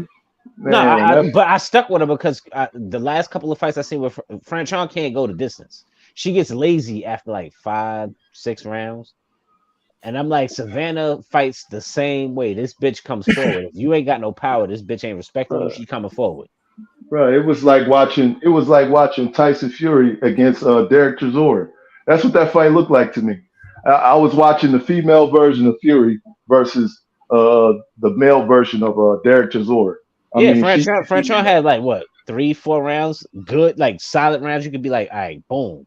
And then after that, it was like, fucking Savannah started walking her ass down. Let me catch up in the chat. D-Lo say catch weight for Laura's WBA title. D-Lo also said, yep, when Laura been fighting at 60. D-Lo said it depends on the type of tournament. Shit, whatever type of tournament, put all them top 5, top 6 motherfuckers in that motherfucker, and let's get this shit. Let's get it going. Let's get the undisputed going. Trey X said Canelo fought at 155 to avoid Andre and Charlo. He fought Cotto, I believe. D-Lo said the Super 6 tournament formula won't work. It was so a mess. He talking about Glenn Johnson. I think one of y'all must have fought up Roy Jones knocking out. Glenn Johnson. Glenn Johnson Glenn Johnson replaced what's my man's name? Alan Green. Was it Alan Green? He didn't make it out the first fight. But I think he took it on short notice, though. It was Alan Green, right? He replaced him? Yeah, I think so. Glenn Johnson made it all the way to the semifinals, and Carl Froch ended up taking him out. Yeah, ended up taking him out. So, You know, and truth be told, Carl Froch, he had a hell of a fucking run, man. That was a tough run. He went through a gauntlet to get to that final. That was not easy. Shit, so did fucking Andre Ward. Because who he knocked off? He knocked off Abraham. He knocked off Kessler. Them niggas was the favorites. If Hey, I'm not mistaken. Hip Hop #1 said Canelo a hard man to like. We already read that Drew comment. D'Lo 404 said 168 Bantam and 104 worked out better than the Super 6. The World Boxing Super Series, that's the formula they should go by. I don't know. I don't be pocket watching, so I don't know how much money they made, but they all seem like their careers went. Donaire ended up getting some good ass decent fights at the end of his career. He had another shot back at titles and shit like that. You know what I'm saying? The motherfucking tournaments be working. Hip Hop #1 said need back in the top 10. I do too. Said last 2 weeks, I at least need a motherfucking first place. He said last 2 weeks, unforgiving, LOL. Zone 6 be coming for me. Yeah, we left him in the dirt. You know, 404. Yeah, we left him in the dirt. He made all them videos and shit. D'Lo said this is the last week. He also said there will be the same nice. He said there will be the same nice changes for the next season. Talking about the Champ Ross. Hip Hop #1 said had Marshall by decision. Didn't enjoy her performance much. D'Lo said I had Marshall and changed my pick. Should stay down. Trey X said, talking to you, Joseph Brown. He said Joseph Brown predicted Marshall by knockout, so he would have only got you 5 points. That's true. D'Lo 404 said Clarissa was super supportive. I respect that. Yeah, she was. They like each other, man. They got a lot of love for each other. I heard them conversating shit. They've been rooting for each other for a long time. Yeah, she be designing Carissa's outfits and whatnot. I got a question. Do y'all follow women's boxing? Yeah, I be up on it. I do. All right. Savannah just won by beating Fran Chan, right? And Clarissa, I guess her mandatory, what her mandatory should be Shadeja Green. That's Fran Chan. That was Fran Chan's Cruz mandatory. Okay. She Marshall's mandatory now. Yeah. So what do you think? She the mandatory to the WBC title because she went to the convention. So what you think is going to happen now? It's going to be Savannah. Do you think Savannah's going to sit there and chase Clarissa, or she's going to get? I honestly think neither one of them want to give Shadeja her fucking shot. Her shot. You going to say? I don't blame them because she gonna beat both of them, but I feel that same way. I know Shadeja. She is she's promoted by Jake Paul, so I think that fighting her is gonna give them a good payday regardless. So you can't use the payday excuse. No, I know her for playing. Basketball. And they trying to fight each other because that's the most what they feel like the most money. What's the name? Telling her that she'll go fight her at Marshall at 68 if she comes to Detroit. Oh, you heard Savannah? No, Clarissa. No, Clarissa is trying to get Savannah to come to Detroit. She's not trying to get Shadeja to. Yes, he said. No, yeah. But why they ducking my homegirl Green? This is what's pissing me off. They're not mentioning her name, bro. They ain't mentioning her name. She. Oh no. Clarissa did say some slick shit at the end of the fight. Like, I didn't know, and if that's the case, let her vacate. She was talking about Savannah Marshall. But if Savannah Marshall fights Shadeja, it's gonna be the same. The outcome's gonna be the same. Did y'all see the Sedarus Green fight? Anybody? Yeah, I saw it. Yeah, I saw it. Yeah, tailor-made. Marshall is tailor-made for fucking Shadeja Green. I mean, she gonna be a tougher test than Sedarus because Sedarus ain't really got a whole bunch of experience. But the way she fought against Fran Chan, though, like that shit. I mean, her height. Dude, Yeah, it'll just be the giving same. away everything. What you mean it's not the same thing? Shadeja will pick her apart because Savannah comes forward. That's her fight. The whole fight. Shadeja can box, and her special shit is I counter. She's what 15 with 13 knockouts. She stops Setaroos. You think she's not going to stop Savannah Marshall? I think Savannah Marshall got more tools than Cedar Roos. Yeah. But if she fight like she did against Franchon Cruz, she gonna lose to damn near anybody with a little bit of skill. But I Yeah. think she got Snake more said a little talent bit than of she skill. showed. Yeah, I think she got more talent than she showed against Franchon though. And hopefully she don't give up her height like she did against It's still the Franchon. same thing though, y'all. Styles make fights. Like, you know what I mean? She looked I better. don't know, man. To me, Premier. Shadeja is different, man. Shadeja could box. She could Oh yeah, punch. she Shadeja can I really give her. punch. Yeah, I she would. hit hard. She I gonna would have her fight. time. It's She gonna have coming. her time, man. Trust me. I just don't think that they in the rush to fight her right now. You know what I No, mean? that's the reason why That's something- Franchon chose Savannah. You know what I'm yeah, the saying? Fred She that's chose that something fight. in this boxing right now. They ain't having that. It ain't been. It's plenty. It's going down right now. It's a lot of eyes on women's boxing. She also And they gonna ride chose. that. They gonna ride that high as much as they can. They gonna sell these undisputed fights. They gonna sell these motherfucking history. Okay, hold on 1 second, Trey. Yo, Hyphy, you my nigga. If you honestly think of, I will bet you a band if they fight, Shadeja stops her. I promise you, my nigga, Shadeja stops her. Let me go back in the chat, y'all. Put your money where your mouth is. Hip hop said I've never seen or heard someone be that vocal sober. Not gonna lie. D-Lo talking to Trey. Hip hop said, yeah, fight was a mess. Marshall looked tired early on too. D-Lo said, yeah, Huey Fury versus Chisora. He also said a 4-man tournament is cool. Just put all the champions in there, man. And let them all rumble until there's only one. D-Lo said Frotch should have lost to the Darrell fight, but he definitely impressed. Ivy said Franchon is basically women's version of Dylan White. D-Lo 404 said, yeah, women boxing is lit. Yeah, it's lit right now. Hip Hop said, I follow Alicia Bumgarner and Abriel Marty. Y'all know who that is?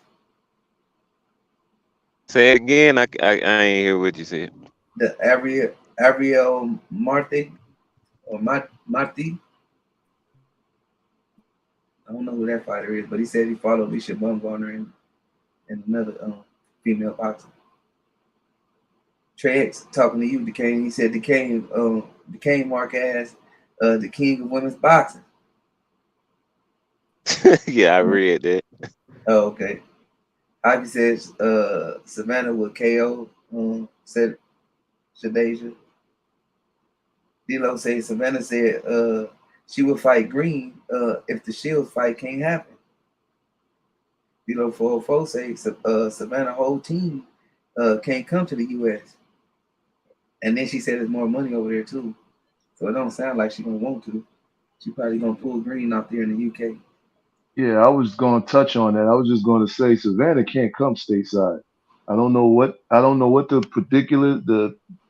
particulars are, but I know it's some issues with her. She can't come stateside. It's Peter But Fury that can't It's come. Peter. yeah, so that therefore she ain't gonna come without him. But at the end of the day, it's more money for them to make over there anyway.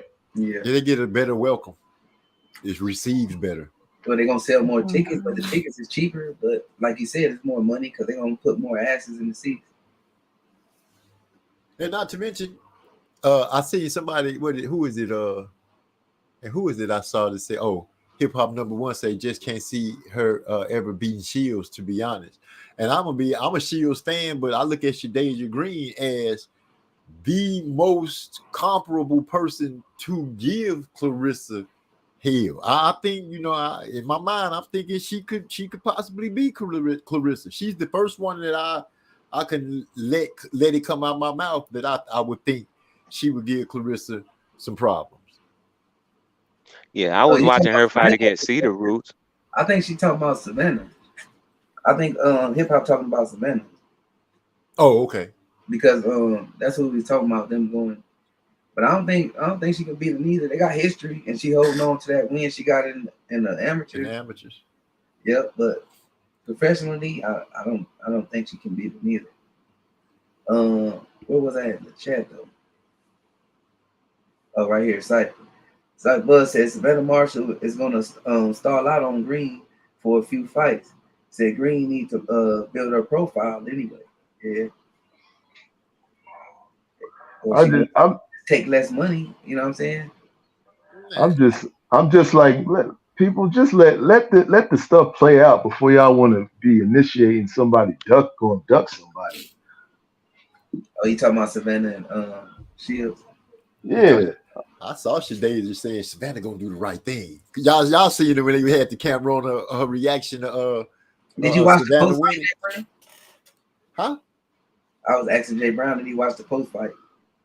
Nah, I ain't watch it, but I seen the video where Shadeja Green was excited because she believes she's gonna get that fight next. Yeah. And there's no reason for her not to think that. But fans seem to think different for whatever reason. They ain't even giving it an opportunity to play out. Man, it should, man. They lit right now. They need to put together the best fights they can to give women boxing a good look. Trey said Cedar Roots got a late start in boxing without an amateur background. Both Marshall and Green are 5.4s on the Richter scale. Pedigree. Hyphy say Charles D. Let me get out y'all business. Trey said I don't see Marshall or Green getting stopped. Too much pedigree for both to get stopped in 20 minutes of fighting. Hip Hop number 1 said was just a joke based on looks, Marlo. Don't worry about it. Oh, I thought you was talking about so you is talking about Green. I thought you was talking about Savannah Marshall. Hip Hop number 1 said I do watch a lot of women's boxing though. D-Lo say MTK be the reason. What's MTK? I fuck with Shadeja heavy. MTK Low? She from the Yeah. town. Yeah, that's the same ones who did the tournament. I fuck with Shadeja, and niggas is ducking her because Franchon should have fought her.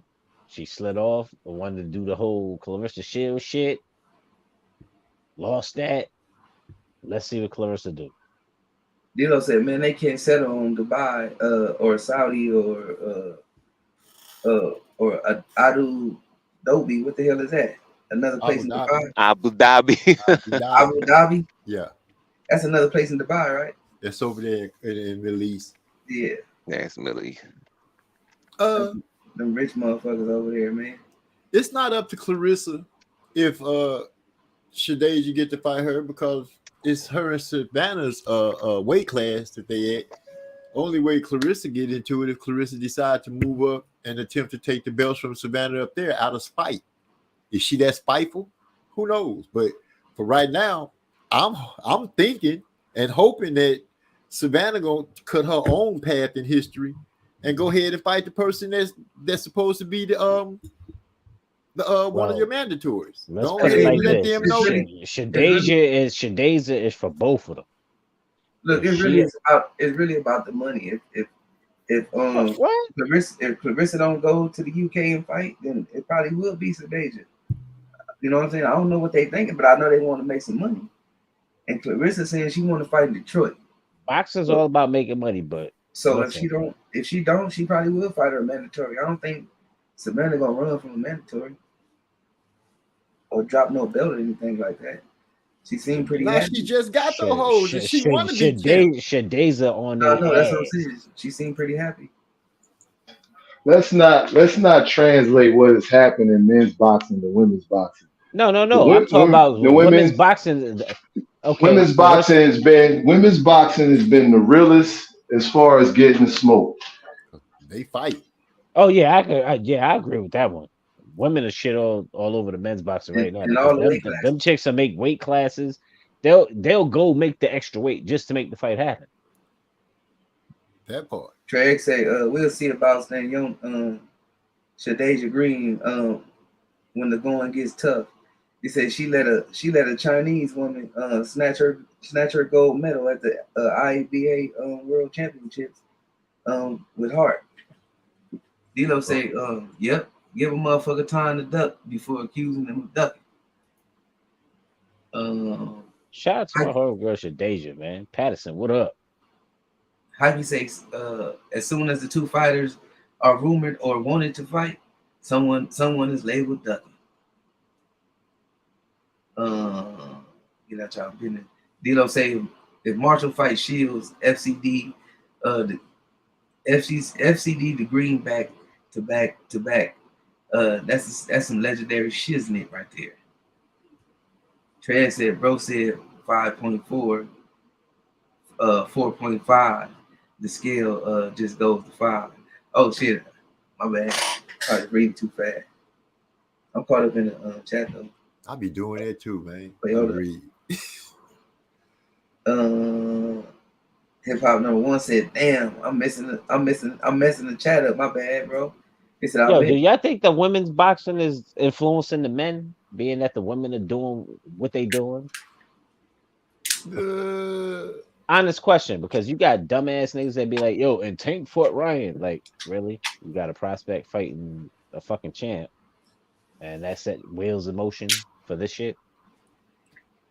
Say that again. Even though the women in boxing, honestly, are making the fights happen. It don't matter what it could be like 8-10 pounds in weight. They make the fight happen. They opportunities aren't how can I put it? The money that the women are chasing, those opportunities aren't there as frequently for the men. So I don't think the women doing their thing is influencing the men as much as the girls want. I mean, the ladies want to get their chance to get their just due for going out there putting their lives on the line too, which makes for them to fight better. And they things, they got to make things happen. Boom, boom, boom. They got to stay on theirs. We trying to get their sport to recognition. It's not, it's not being recognized as much like the men here. So they got a heel that they trying to go up. So I think a lot of that helps culminate the reasons why these girls are quick to go ahead. Yeah, I'll take that fight. They chasing that bag. They chasing, it's a lot, I think, that's pulled to it. And for those that really want to be champions and stuff like Savannah, who just showed us, she got the opportunity to go up there. She got the belts. She happy about it. Legacy means something to her. I don't know. But, our girls are trying to get their money, recognition, and everything. So, no, the guys ain't. I don't think men boxing is what they falling up on. I think they blazing their own trails. They doing better than men, in my opinion, by taking fights and making fights and doing what it takes to have the fight instead of a bunch of jaw jacking. Hey, Hip Hop number 1 said, "Damn, I'm messing up the chat, bro. My bad." He said, "I'm a fan of Alicia Baumgartner's and Ariel Mateed on looks." I don't even know who that is. D'Lo 404 said, "No, the MTK affiliation is why them motherfuckers are on the ban list." Oh, you talking about Savannah team? Hyphy say Shadeja already started. She didn't agree to a step aside for Savannah versus Franchon. Politics played a part, and politics will allow her to stop Savannah versus Shields rematch. Hip Hop say, who has the panel got in Valdez versus Navarrete? I think Valdez is probably more skillful and do got the power. He said, "I just think Navarrete is more effective at the simple stuff." Are they getting tested? No, they gonna fight each other. Navarrete and Valdez. No. I mean, but is it like Vada tested? Like, are they getting tested for the fight? Oh shit! I know they both battle tested. Yeah, that's cool, but we all know Valdez is dirty. I don't know. Or do we not know that? I don't. I said that with full of confidence. Shit. Valdez came up dirty after his fight with Burchell. I'm pretty sure that motherfucker been on on a strict testing regimen. So I don't know. I don't even know, man. Some of these motherfuckers be getting passes and shit. We walked past the metal detectors. All I know, for however long that fight go, it's gonna be a fight of the year candidate. Cause Navarrete ain't never been in no boring fight. Right, he throw a lot of fucking punches, and he take chances. Hip hop number one said both coming off questionable performances in recent fights. Said don't know if I have to bet that night. D-Lo said agreed. Said let's not start talking about you got to do more etc. with the women's. They doing enough. D-Lo said Shields, Cruz, Green back to back to back. D-Lo said Tank versus Ryan. He gonna sit off on that. Trey said I'm that dumbass nigga because I definitely credit for Tank versus Garcia for putting those zeros on the line. After their fight, we started hearing about other big fights going down. Yeah. What the fuck? Somebody. Oh, what happened? Now, that was me sitting there with the whole Tank Ryan shit. Like, nigga, it was social media versus fucking Twitter fingers. Like, I don't. That fight was for nothing. Yeah, but Ryan did put his O on the line. A lot of these motherfuckers don't be wanting to do. That's cool to put it on the line, but also niggas fail to realize Tank best fucking what was his best pay-per-view shit 285, and then it did 1.2 1.4, and then oh well Ryan didn't do shit. Well, where the hell did you think those extra fucking views came from? Like I just don't Yeah, fuck with niggas those that say casuals stuff gonna like be that, right man. there, like in Tank now. Those people that follow Ryan. Yeah, man, like man, But Ryan was advertising knockout, like a lot of his Instagrams and shit like that. He was switching the bag and shit, like those body protectors and shit that boxers use and shit to train. Like he a blindfolded motherfucker and he'd yeah, keep it hit him right with the why they wearing the body shield. there. Yeah, he was advertising his power to a lot of them people, and they actually got to see Yeah, but the they power. you leave it to these niggas. These niggas be like, oh, and Tank got the right dancing partner. That's Really? how it's supposed to be though. That's how you make fights. Against a fucking prospect? Hip hop number one said Cardina versus Rockamal got me hyped. He said that night Tank versus Garcia was anticlimactic after the first knockdown. D-Lo said the pool also isn't as deep for the women. Yep. Hip hop said going Navarrete decision. It said if Valdez rushing in, he is tough against 13th album. August 13th. That's the fight. D-Lo said Valdez is supposed to be the WBC clean boxing ambassador, so he should be tested strenuously. Eric R said Tank was never in danger of losing to no Ryan Garcia. D-Lo said I can't wait to see Cardina or Rockman get back active. Hip Hop said that was a hell of a fight. Said don't think Eddie Hearn won't any sort of rematch. Let me get out y'all business. Hypey talking to Charles D. Eric R said anyone who knows boxing knew Ryan was just like Shakur said, a walking lick. That's what he said. You know, say I ignore pay-per-view numbers these days. I just support the fight. I want to support. I just support the fights that I want to support and wish them all well regardless. Craig said, I don't care what Charles D said. Many people saw Tank versus Ryan as an event, and other fighters won events as well. I would say Cardina versus Foster is much more attractive than Thurman versus Ugas. Wait, Thurman gonna fight Ugas? I ain't heard that. Yes, sir. Oh, they are? I heard that somewhere that he about to fight him. Yeah. Yeah, they just agreed to it. Ugas and Thurman. I gotta see. I need to see some. And whoever said that other shit, I fart on that whole shit. That fight was trash. it might have been trash, but I do get his point because I was one of those people that because they was fighting and giving up their I was like, okay, here we got something going. It ain't like Ryan Garcia couldn't go out there and surprise the world and catch Tank with something. Not saying that he was going to, but shit, he ain't no. What are we talking about? Yeah, Trey and his whole shit. Hey, Ryan, cool, but Ryan had fights with all these guys before, man. And I ain't gonna sit here and just act like he's some damn Instagram fighter. He been in the ring with a lot of these guys. That's cool, but he's not a champion. He ain't Loma. He ain't none of the top dogs that Loma not been Loma.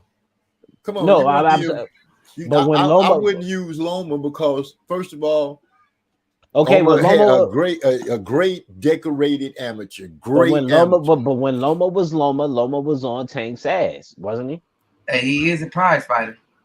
Yeah, hey, but hold me down real quick, bro. Yeah, I feel you on that. But we can't just. I'm not willing to just shit on Ryan and Tank fight because they did that something. Fight. What was that fight for then? It was for the people. The people got a chance to see a good fight. They felt like the stars went out. Okay, Nate, hold on, because I'm building off of Trey X's thing, which is true. You know, it was an event. That's what it turned out to. We want to see what Tank gonna do to Ryan, but then there's this great thing that's hanging in the air about Ryan. He might be able to pull something off. He done talked his shit. He done put himself in a position to have a fight to make a lot of money. Name one fighter that don't want the eyes of the world on them like that when it's time for them to step in the ring. I'll wait because they all want that. Lomachenko wanted that. Your boy that I retired now. You didn't have to wait, but you didn't have to wait because Loma was on Tank ass from day one. You're missing what I'm saying. They want that event. It's just I'm beating but Loma ain't never had a whole bunch of eyes on him like that. Why hasn't he? Loma hasn't. Did you know what he did in his third fight? Was it an event? That's what I'm getting. Yeah, it was. To you? No, just to a boxing fan. An event reaches out. Okay, so what did Tank's third event do? You know, nobody knew what Tank was doing at his third event. Everybody knew what they wanted from Tank. Like, yo, go ahead and knock him out. Go fight Lomachenko. Go do this. Do. He didn't do none of that. Tank's best win is Pedraza. No. Other than that, hold on, baby. Go ahead. Keep speaking. My bad. Oh, I thought you were saying something. Other than that, Tank's best win is nothing. Like for him to, like, what is your best fight for Tank right now? Like his best win, like that sets him apart from everybody else. What is his best joint? To me, it's Pedraza, and everything else is good garbage. No, he had decent wins at every weight class. Like he fought champions. Tank fought champions at 35. Name them. Oh shit, he fought Walsh. He fought exactly. Santa Cruz, Leo. And what weight class was that? 35, 30 and 35.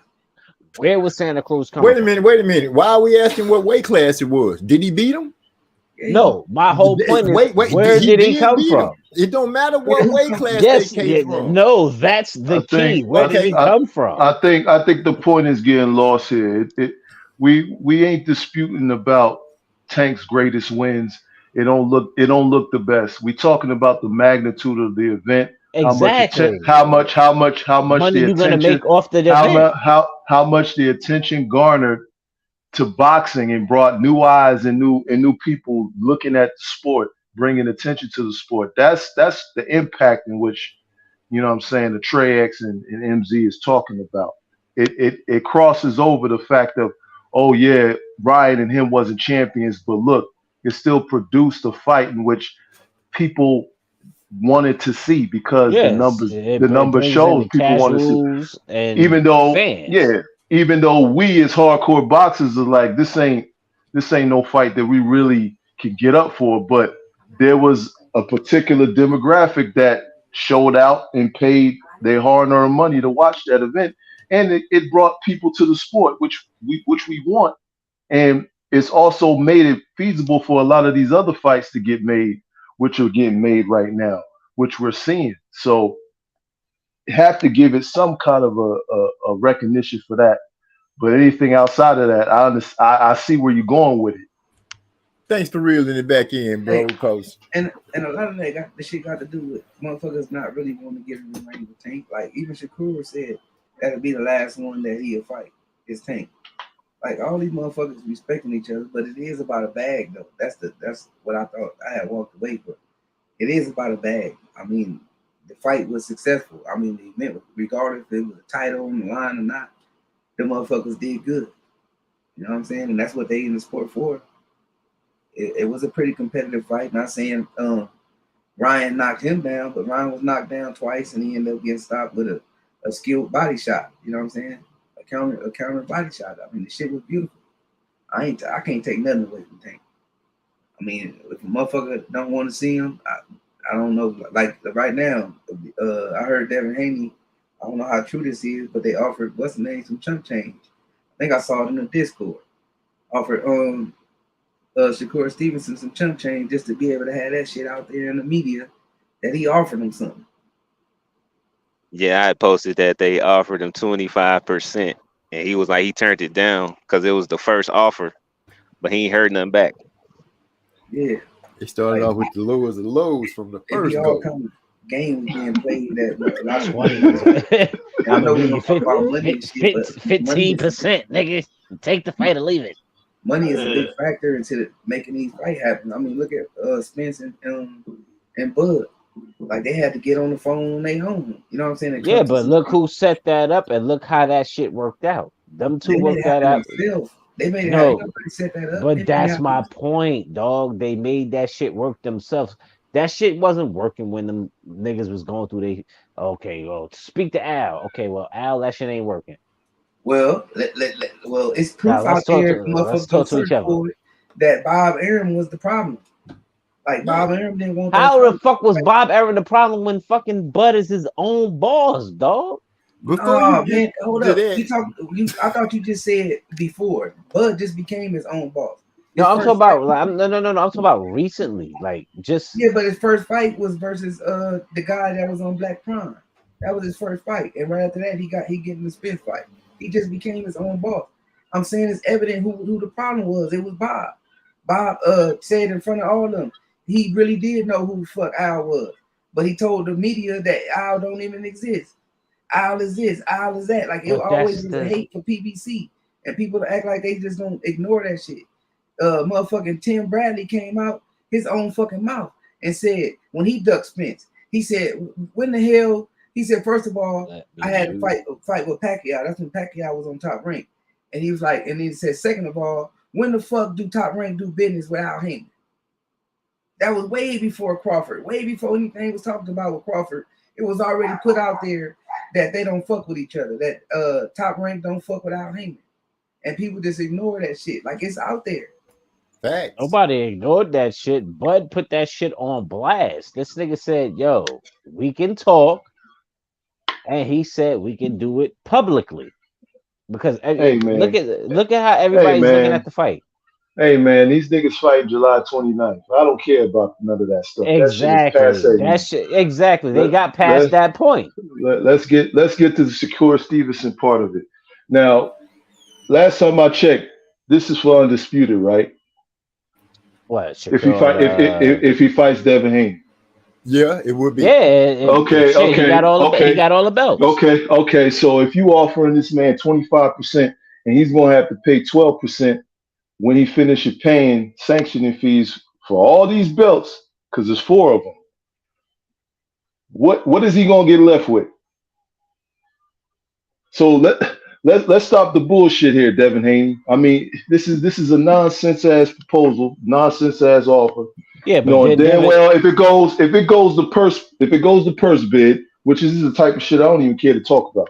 If it goes the purse bid, the WBC can offer this man 45%. Knowing damn well when you fought Lomachenko, you ain't offering him no 25%. So why is you offering Shakur Stevenson 25%? That's the shit. That's the bullshit I'm talking about. Okay, can I ask a question? The fact that he went and fought Kambosos, he took what 2.5, and Kambosos got what did Kambosos get 10? Close to it. This ain't Australia. I If don't they fight care. stateside. Yes, it is. It does matter. Money does matter. I just broke it. I just broke down the percentage. Okay. Money matters to you. All right, boom. No, it don't matter to me. It matters. It matters in the equation. Oh, my nigga, can I just make a point? Listen, you get it all in one shot. You don't have to go fighting 4 different fighters and do all this other extra shit. Do I agree with him sending out that kind of offer? No, hell no, don't agree with it.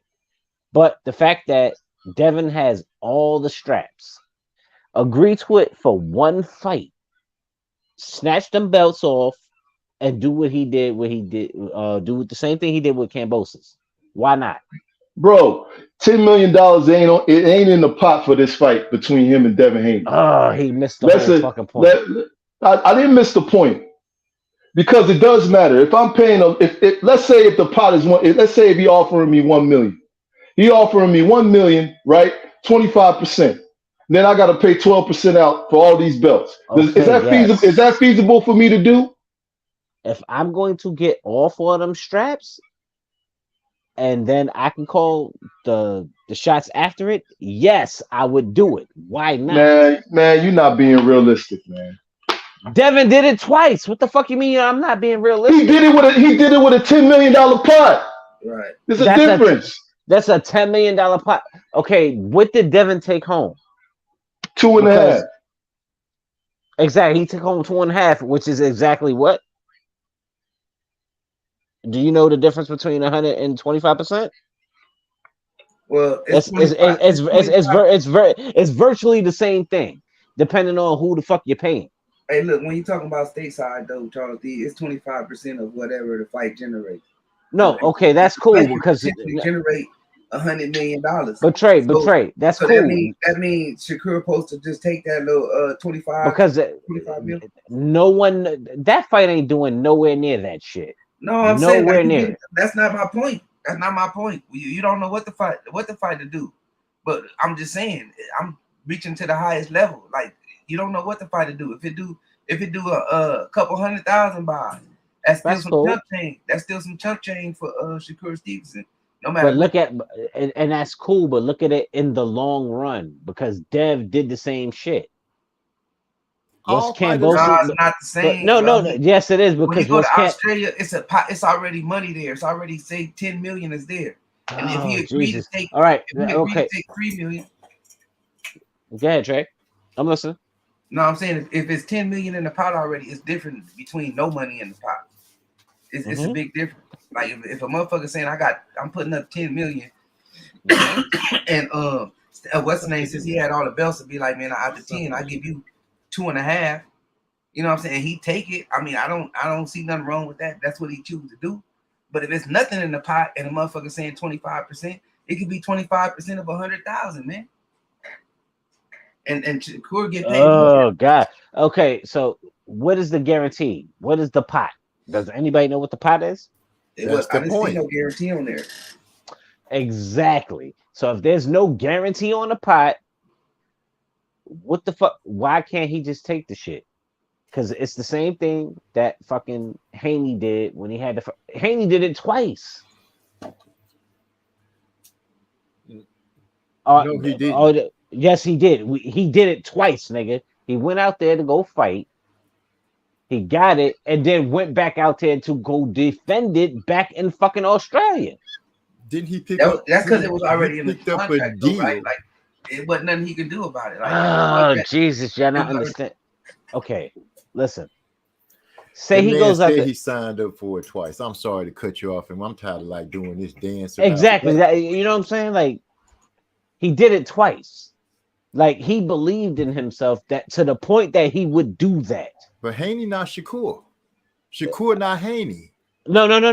But none of them are. They all different fighters that make different moves. Hey, look. I agree with that, but I'm just saying it wasn't no real major difference in between what's going on right now. Charles, that's besides Marlo. a That's ship. Marlo you talking You to. talking about a simple a motherfucking accomplished Olympian, and this motherfucker he gets more money than Devin Haney all day. But they're both accomplished Olympians. No, they not. Devin Haney ain't no accomplished Olympian. He fought in Mexico. Yeah, Devin Haney ain't no 4.5 on the pedigree scale. No. My bad. But he fought out there what, like 30 times or some shit. He's proven like there's a difference. No.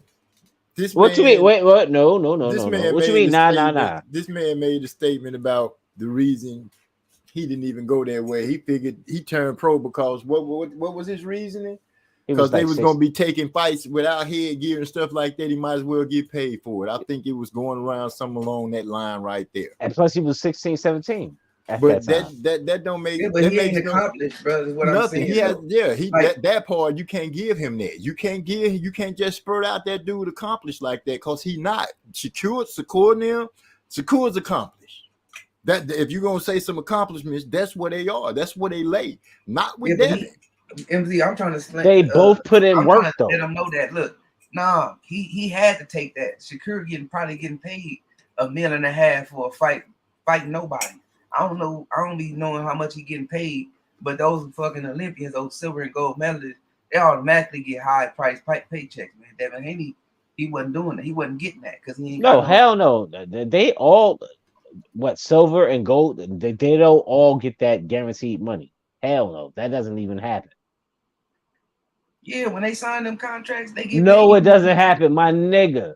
When Floyd won in '96, do you know who's? No. We gonna keep it. Win the gold in '96. Floyd. It was in '96 and '95. Floyd got a bronze. He didn't even get a gold. He got a bronze. No. But it was in '96, right? Yes. He still got a bronze. We got okay, my nigga. Listen, if you gonna just be facts, they gotta be right. Oh no! It's gonna be facts. It was '96, right? It was '96. Your point you making is Oscar De La Hoya that's how come he became. Oh my nigga. He the one who got the money. He the one who was the gold medalist, man. Floyd won the gold. Floyd got the bronze in '96, right? Do you know who won the? Do you know who won the silver? No, you don't.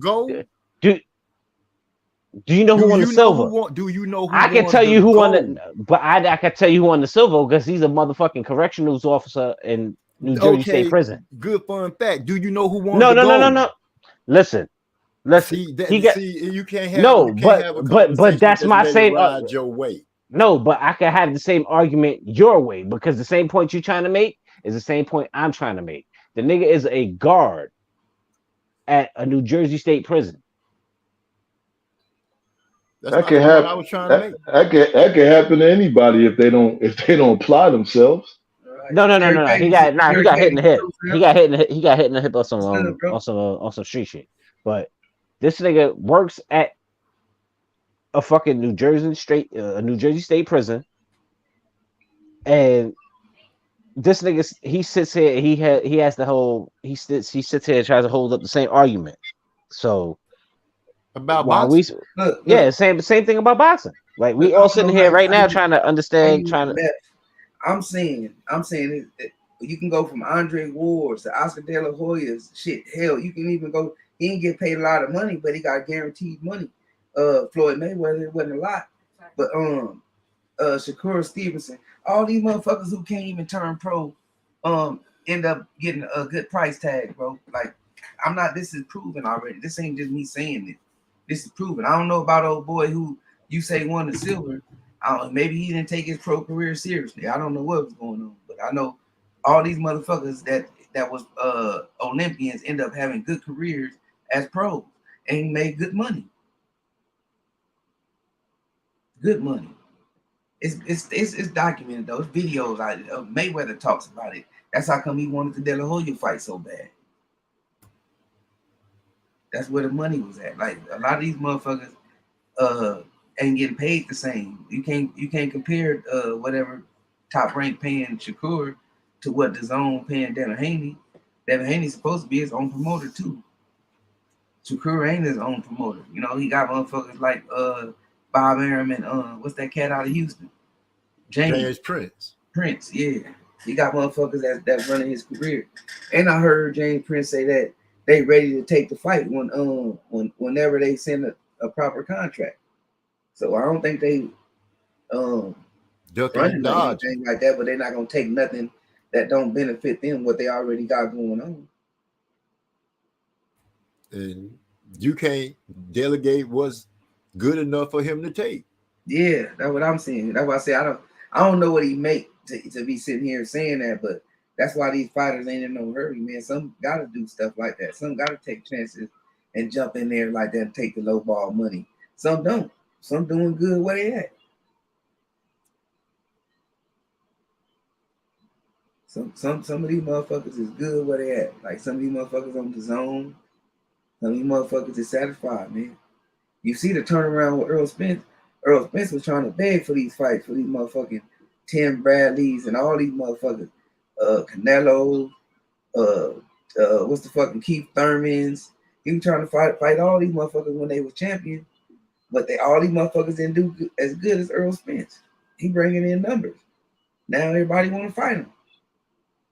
It's a big difference, you know what I'm saying? Now we got to see Danny Garcia. Now we got to see Sean Porter get in there with him. Because it was beneficial to these cats, pocket-wise, to take that L than it was to fight them on regular TV. Yeah.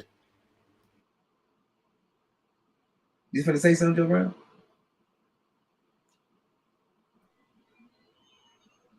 No, you good. Yeah. That's why it's called prize fighting, though. That's one thing motherfuckers need to understand. It's not just gonna be, oh, I'm gonna fight this motherfucker. A few people want to see it. These motherfuckers gonna fight them because a lot of people want to see it. The majority of the people want to see it. It's an event. Yeah. That's, Lomachenko ain't the cause for an event to take place where events call in casual fans, new faces, people who look and say, oh, I like this. They stick around. My daughter, remember I was telling you, I feel like she's a casual, but she know Tank, she knew Ryan, she know Earl Spence and Terrence Crawford. Now feel like both of them beasts. So Lomachenko, I don't care, for the hardcore, yeah, that's one thing, but we talking about an event, and they both had zeros to put on the line for an event. So, hey, that's what this nigga Broner, he out there now. That nigga living in the past and shit, crying and shit, because he couldn't get a fight with Floyd. Man, we could have made $100 million. Man, we could throw an exhibition. Like he that's all he wanted was to chase Floyd. You know what I'm saying? To get a big payday for Floyd right out in the sunset. He didn't want to go the other route. You know what I mean? And get his motherfucking shit up, his reputation up, get them victories up, and then make it a big ass event. He wanted to go right in and just use Floyd. Like these motherfuckers, some of these motherfuckers don't get it. They chasing the dollar, or they chasing Canelos and Pacquiao's and shit like Thurman did, and Pacquiao ended up letting them know this shit is real over here. This shit ain't no joke. Even though I'm gonna give Thurman his props, he did dig down and try to come back late, but it's a little bit too late for him, man. The old man got him. Then you got Ugas. Ugas go take care of him. You see how the cookies crumble? Then bam, Earl had to take care of Ugas. And now, you know what I'm saying, he spent the block. The table's turned. You about to say something? Rodolfo Rivera, salute. He composed scientists today. Oh, that was you, MZ, you about to say something? No, I'm not getting ready to say nothing. I'm chilling now. Look at Gil talking about put some respect on Keith Thurman name. It's kind of hard for me, man. It's kind of hard for me to get some respect when I watch this man with my own two eyes. You know what I'm saying? He's playing the victim now, but he played his high horse and it didn't work out for him. Whether it was injury, you know what I'm saying, or not, he still came back and had the fight of his life. And the motherfucker was at the gambling table till about 4 a.m. Got a nigga like Broner telling him, yo, what is y'all doing? Get this man to his room. You got Broner telling you to get. You need to get to the room. That ain't Something's good. wrong, man. He wore the same shit. That talk about Keith one upon a time. Yeah, one upon a time. One He upon wore a the time. same shit he had on at that table to the walk-in when he walked in. Oh man. Hey, yo, man, I just had a conversation with niggas. I was like, yo, Keith is gonna be the one loss gatekeeper. I've never seen no shit like that. Yo, he's retired, ain't he? Because last time I checked, It don't even matter if he's retired or not. Who the hell do you know with one loss that's a gatekeeper? Hey, I He know talked about that on The Last Stand with Brian Custer. He was talking about he thought he said hit the whole fucking Brian Custer. he said he thought Ugas would make a better gatekeeper than himself. So man. I think he really gonna fight He's Ugas. He's the one loss gatekeeper, one loss fucking torch, one loss torch passer. notice now though he mentioned his name in this caliber of fight. Yeah, Earl ain't fought nobody like me and Crawford. You know what I'm saying? Yada, like he throwing his name in his hat every time they ask him a question about this shit.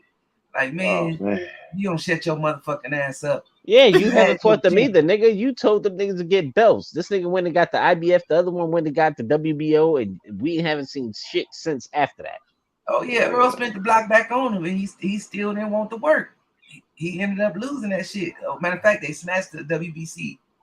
Right? I think they snatched the WBC from him. He still had the WBA. He ended up losing that motherfucker, and that's how we ended up getting Ugas. I think he had the WBC and the WBA. That's how he Yeah, lost. he did. That's why I say they ended up snatching the WBC from him. He had to drop it because he was out inactive. So they snatched it, and then Porter ended up getting that motherfucker. Porter and Danny Garcia fought for it, and Porter ended up getting it. And that's how come we end up getting, instead of getting Keith Thurman, we got Porter, and instead of getting Pacquiao, instead of getting Pacquiao, we got Ugas. And look, Keith Thurman, we could have still had Keith Thurman and versus Spence if he would have beat Pacquiao though, but he couldn't get past Pacquiao. So he put himself out the race, is what I'm saying. Like it ain't nobody fault for him. Earl don't even need to look that nigga away. There's no reason, you know what I'm saying, besides just fighting him for the fuck of it. But look at the names he done ran through already. Just add Crawford to the pick right now. You know what I'm saying? He done ran through some names, bro. From motherfucking Brook, from Peterson to Brook to Mikey Garcia to Porter to Ugas, Danny Garcia. Them names right there alone. That's a nice little gauntlet to walk through. There's some pretty good, decent fights right there. And now he in a fight for undisputed right now with a former undisputed champion in Crawford. Shit, you can't write this shit up no better than this, man. Crawford did whatever the fuck he had to do to be in this position. And Earl, you know, we all witnessed what the fuck he, you know what I'm saying? He mapped the whole role plan out for us. And he did that shit. And he spent the block. Told that nigga, I'm gonna take your shit. Once I get them belts, I'm gonna come take your shit too. That's what these other motherfuckers need to do. These motherfuckers got no kind of motherfucking hip hop hood or nothing in these motherfuckers. They square dance. They say they square dancing. Yeah, you don't be hearing motherfucker talk like that. Like not even Crawford be talking like that. He can talk shit if somebody talk shit though. Nah, but see, yeah, I get it. Crawford really don't like to talk. Like them niggas, they like to whoop ass but neither the Crawford told him to be there, nigga. He said somebody's mama. He like, nigga, fuck your mama, some shit. Nah, he told that nigga, like shut the fuck up before you. His mama right there. That nigga said, shut up before you don't make your fight. You know what I mean? Yeah. Like you ain't gonna make the fight. Just shut he the said, fuck up. Focus on your fight, but you don't make it to your fight. Yeah, before he stole on his ass. But niggas don't understand that shit. Like niggas it's I don't know, man. Just boxing is just it's just a different. Really, to me, it's about your journey, bro. Like I know a lot of people don't respect it, like especially. No, I respect it. It's just niggas don't understand. Like certain people come from a certain walk of life, if that makes sense. Like, Yeah. you know what I'm saying? Like, some niggas is raised different. So if you, I don't know, man. This shit Yeah, but some niggas, they be raised different. They be acting like they street. You know what I'm saying? But they mentality be straight up different. Like yeah, niggas raised on a farm or raised from some other shit. Like, their energy don't be the same. yeah, Like I like to see the kind of shit that motherfucker doing. Like I like Bud attitude. I like that he ain't a talker, but he entertaining with his seriousness. You know what I'm saying? I slap the fuck out you, nigga. I fuck your mama and all that old crazy shit. Like he ain't no shit talker. Then you got shit talkers. You got motherfuckers that can talk that shit back. You know what I mean? yeah, they'll talk that Keith shit back, Thurman but is a good they ain't shit doing talker. shit. Nah, Keith is king. Keith is king shit talker. Yeah, he's a good shit talker. Like, but right now, King is the one loss fucking gatekeeper and and torch passer. Like, I don't know no nigga in history that's I lost one fight against, and he lost against a great fighter. And Bro, that nigga's a fucking gatekeeper. Like that man's retired, man. Y'all don't understand. This nigga is cleaning diapers. He's cleaning up doo doo shit from his clip. Like he ain't no fighter right now. Every time they talk about Thurman, it's been like from January last year they was talking about this man fighting somebody. Like that nigga say and, clean doodle. and even when he was asking for a fight or pleading or begging for a fight, the man looked like he ain't even changed his clothes when he went to go speak on begging for a fight. So I don't even like at this point. Keith don't even know what day it is, man. Every day he's waking up, babies is crying. Like Keith is not. He's not a fighter, man. Like I don't take nothing Thurman says serious at the Yeah, moment. I'm fucking tearing. So he's a daddy. Let him stay on daddy duty. That's what he do. Stupid. At this point, it sounds like hate to me, Joe Brown. Like How's that? it sounds like hate. Every time he got to mention his name, every time Earl fight, he got to mention his name to be talking about. How's that hate? But then when it was time to fight Earl, the motherfucker, I got a video up there showing you everything about that motherfucker Keith Thurman expression when Earl put the smack down on these fighters and was up to Yo, fight. but the crazy shit is, oh shit, what the fuck did Keith had the WBA, was it WBA, WBC? Yeah, he was unified. Yeah, unified champ. Yes, This nigga said, I don't want the WBO. But what belt was he gunning for before Crawford got there? Who? Keith Thurman. He wanted the fight with Jeff Horn. Because Jeff Horn just had beat Manny Pacquiao. And then after that one, you got Spence. He had the IBF. So that's how the whole shit split. But niggas was not checking for nobody like that. Porter lost the belt to Brooks. Brooks took the IBF belt from Porter, and Spence went and got that belt from K.O. Brook over in the UK. Keith had the WBA and the WBC, which the WBC did take away from him. And no, they didn't take it away from. They didn't. Yeah, they took it from him for inactivity, like they said earlier. Yeah, that and shit Porter took like 2 years for that shit to happen because remember when Crawford came up, Crawford was calling the first name. If anybody remembers, Crawford wanted to fight Thurman. Exactly, he wanted Thurman. After that shit, or prior to that shit, however you want to look at it, Spence wanted Thurman also. So Thurman was high on everybody's shit.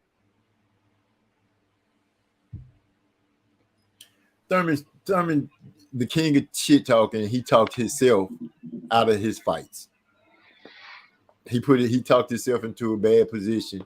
He put a bad taste in this man's mouth.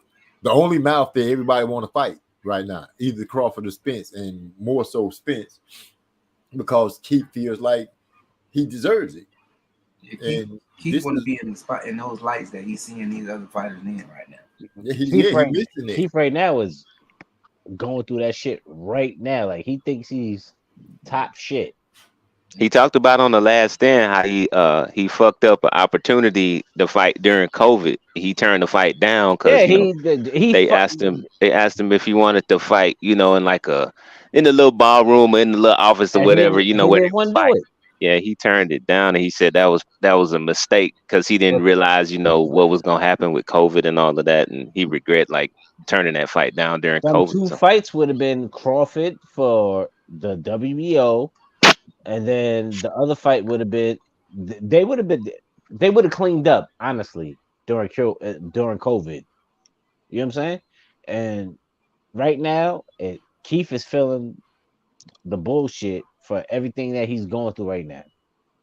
Like you sat there and wanted to hold up the division and do all this dumb shit, and then as soon as you get your chance, as soon as one of them gave him a chance, he was like, "Nah."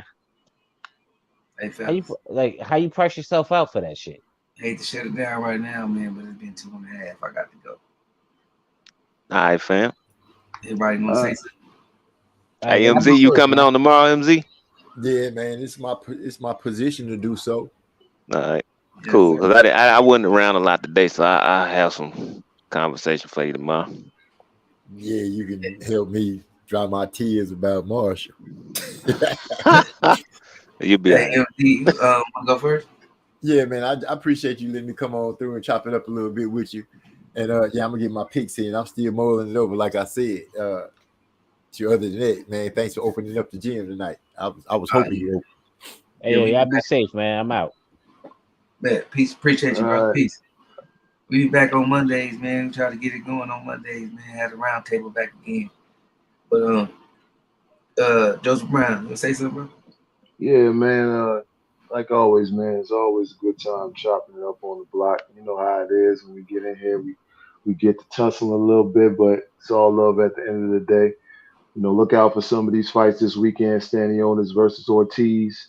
Look out for my guy from Philly, Boots Ennis, taking on Villa, man. That's gonna be a good fight, also, man. We got some other fights coming up. We'll chop it up on those, and everybody, we getting these fights, man, and I appreciate it, man. Like a boxer fan, look forward to seeing the rest of what's coming down the pipe.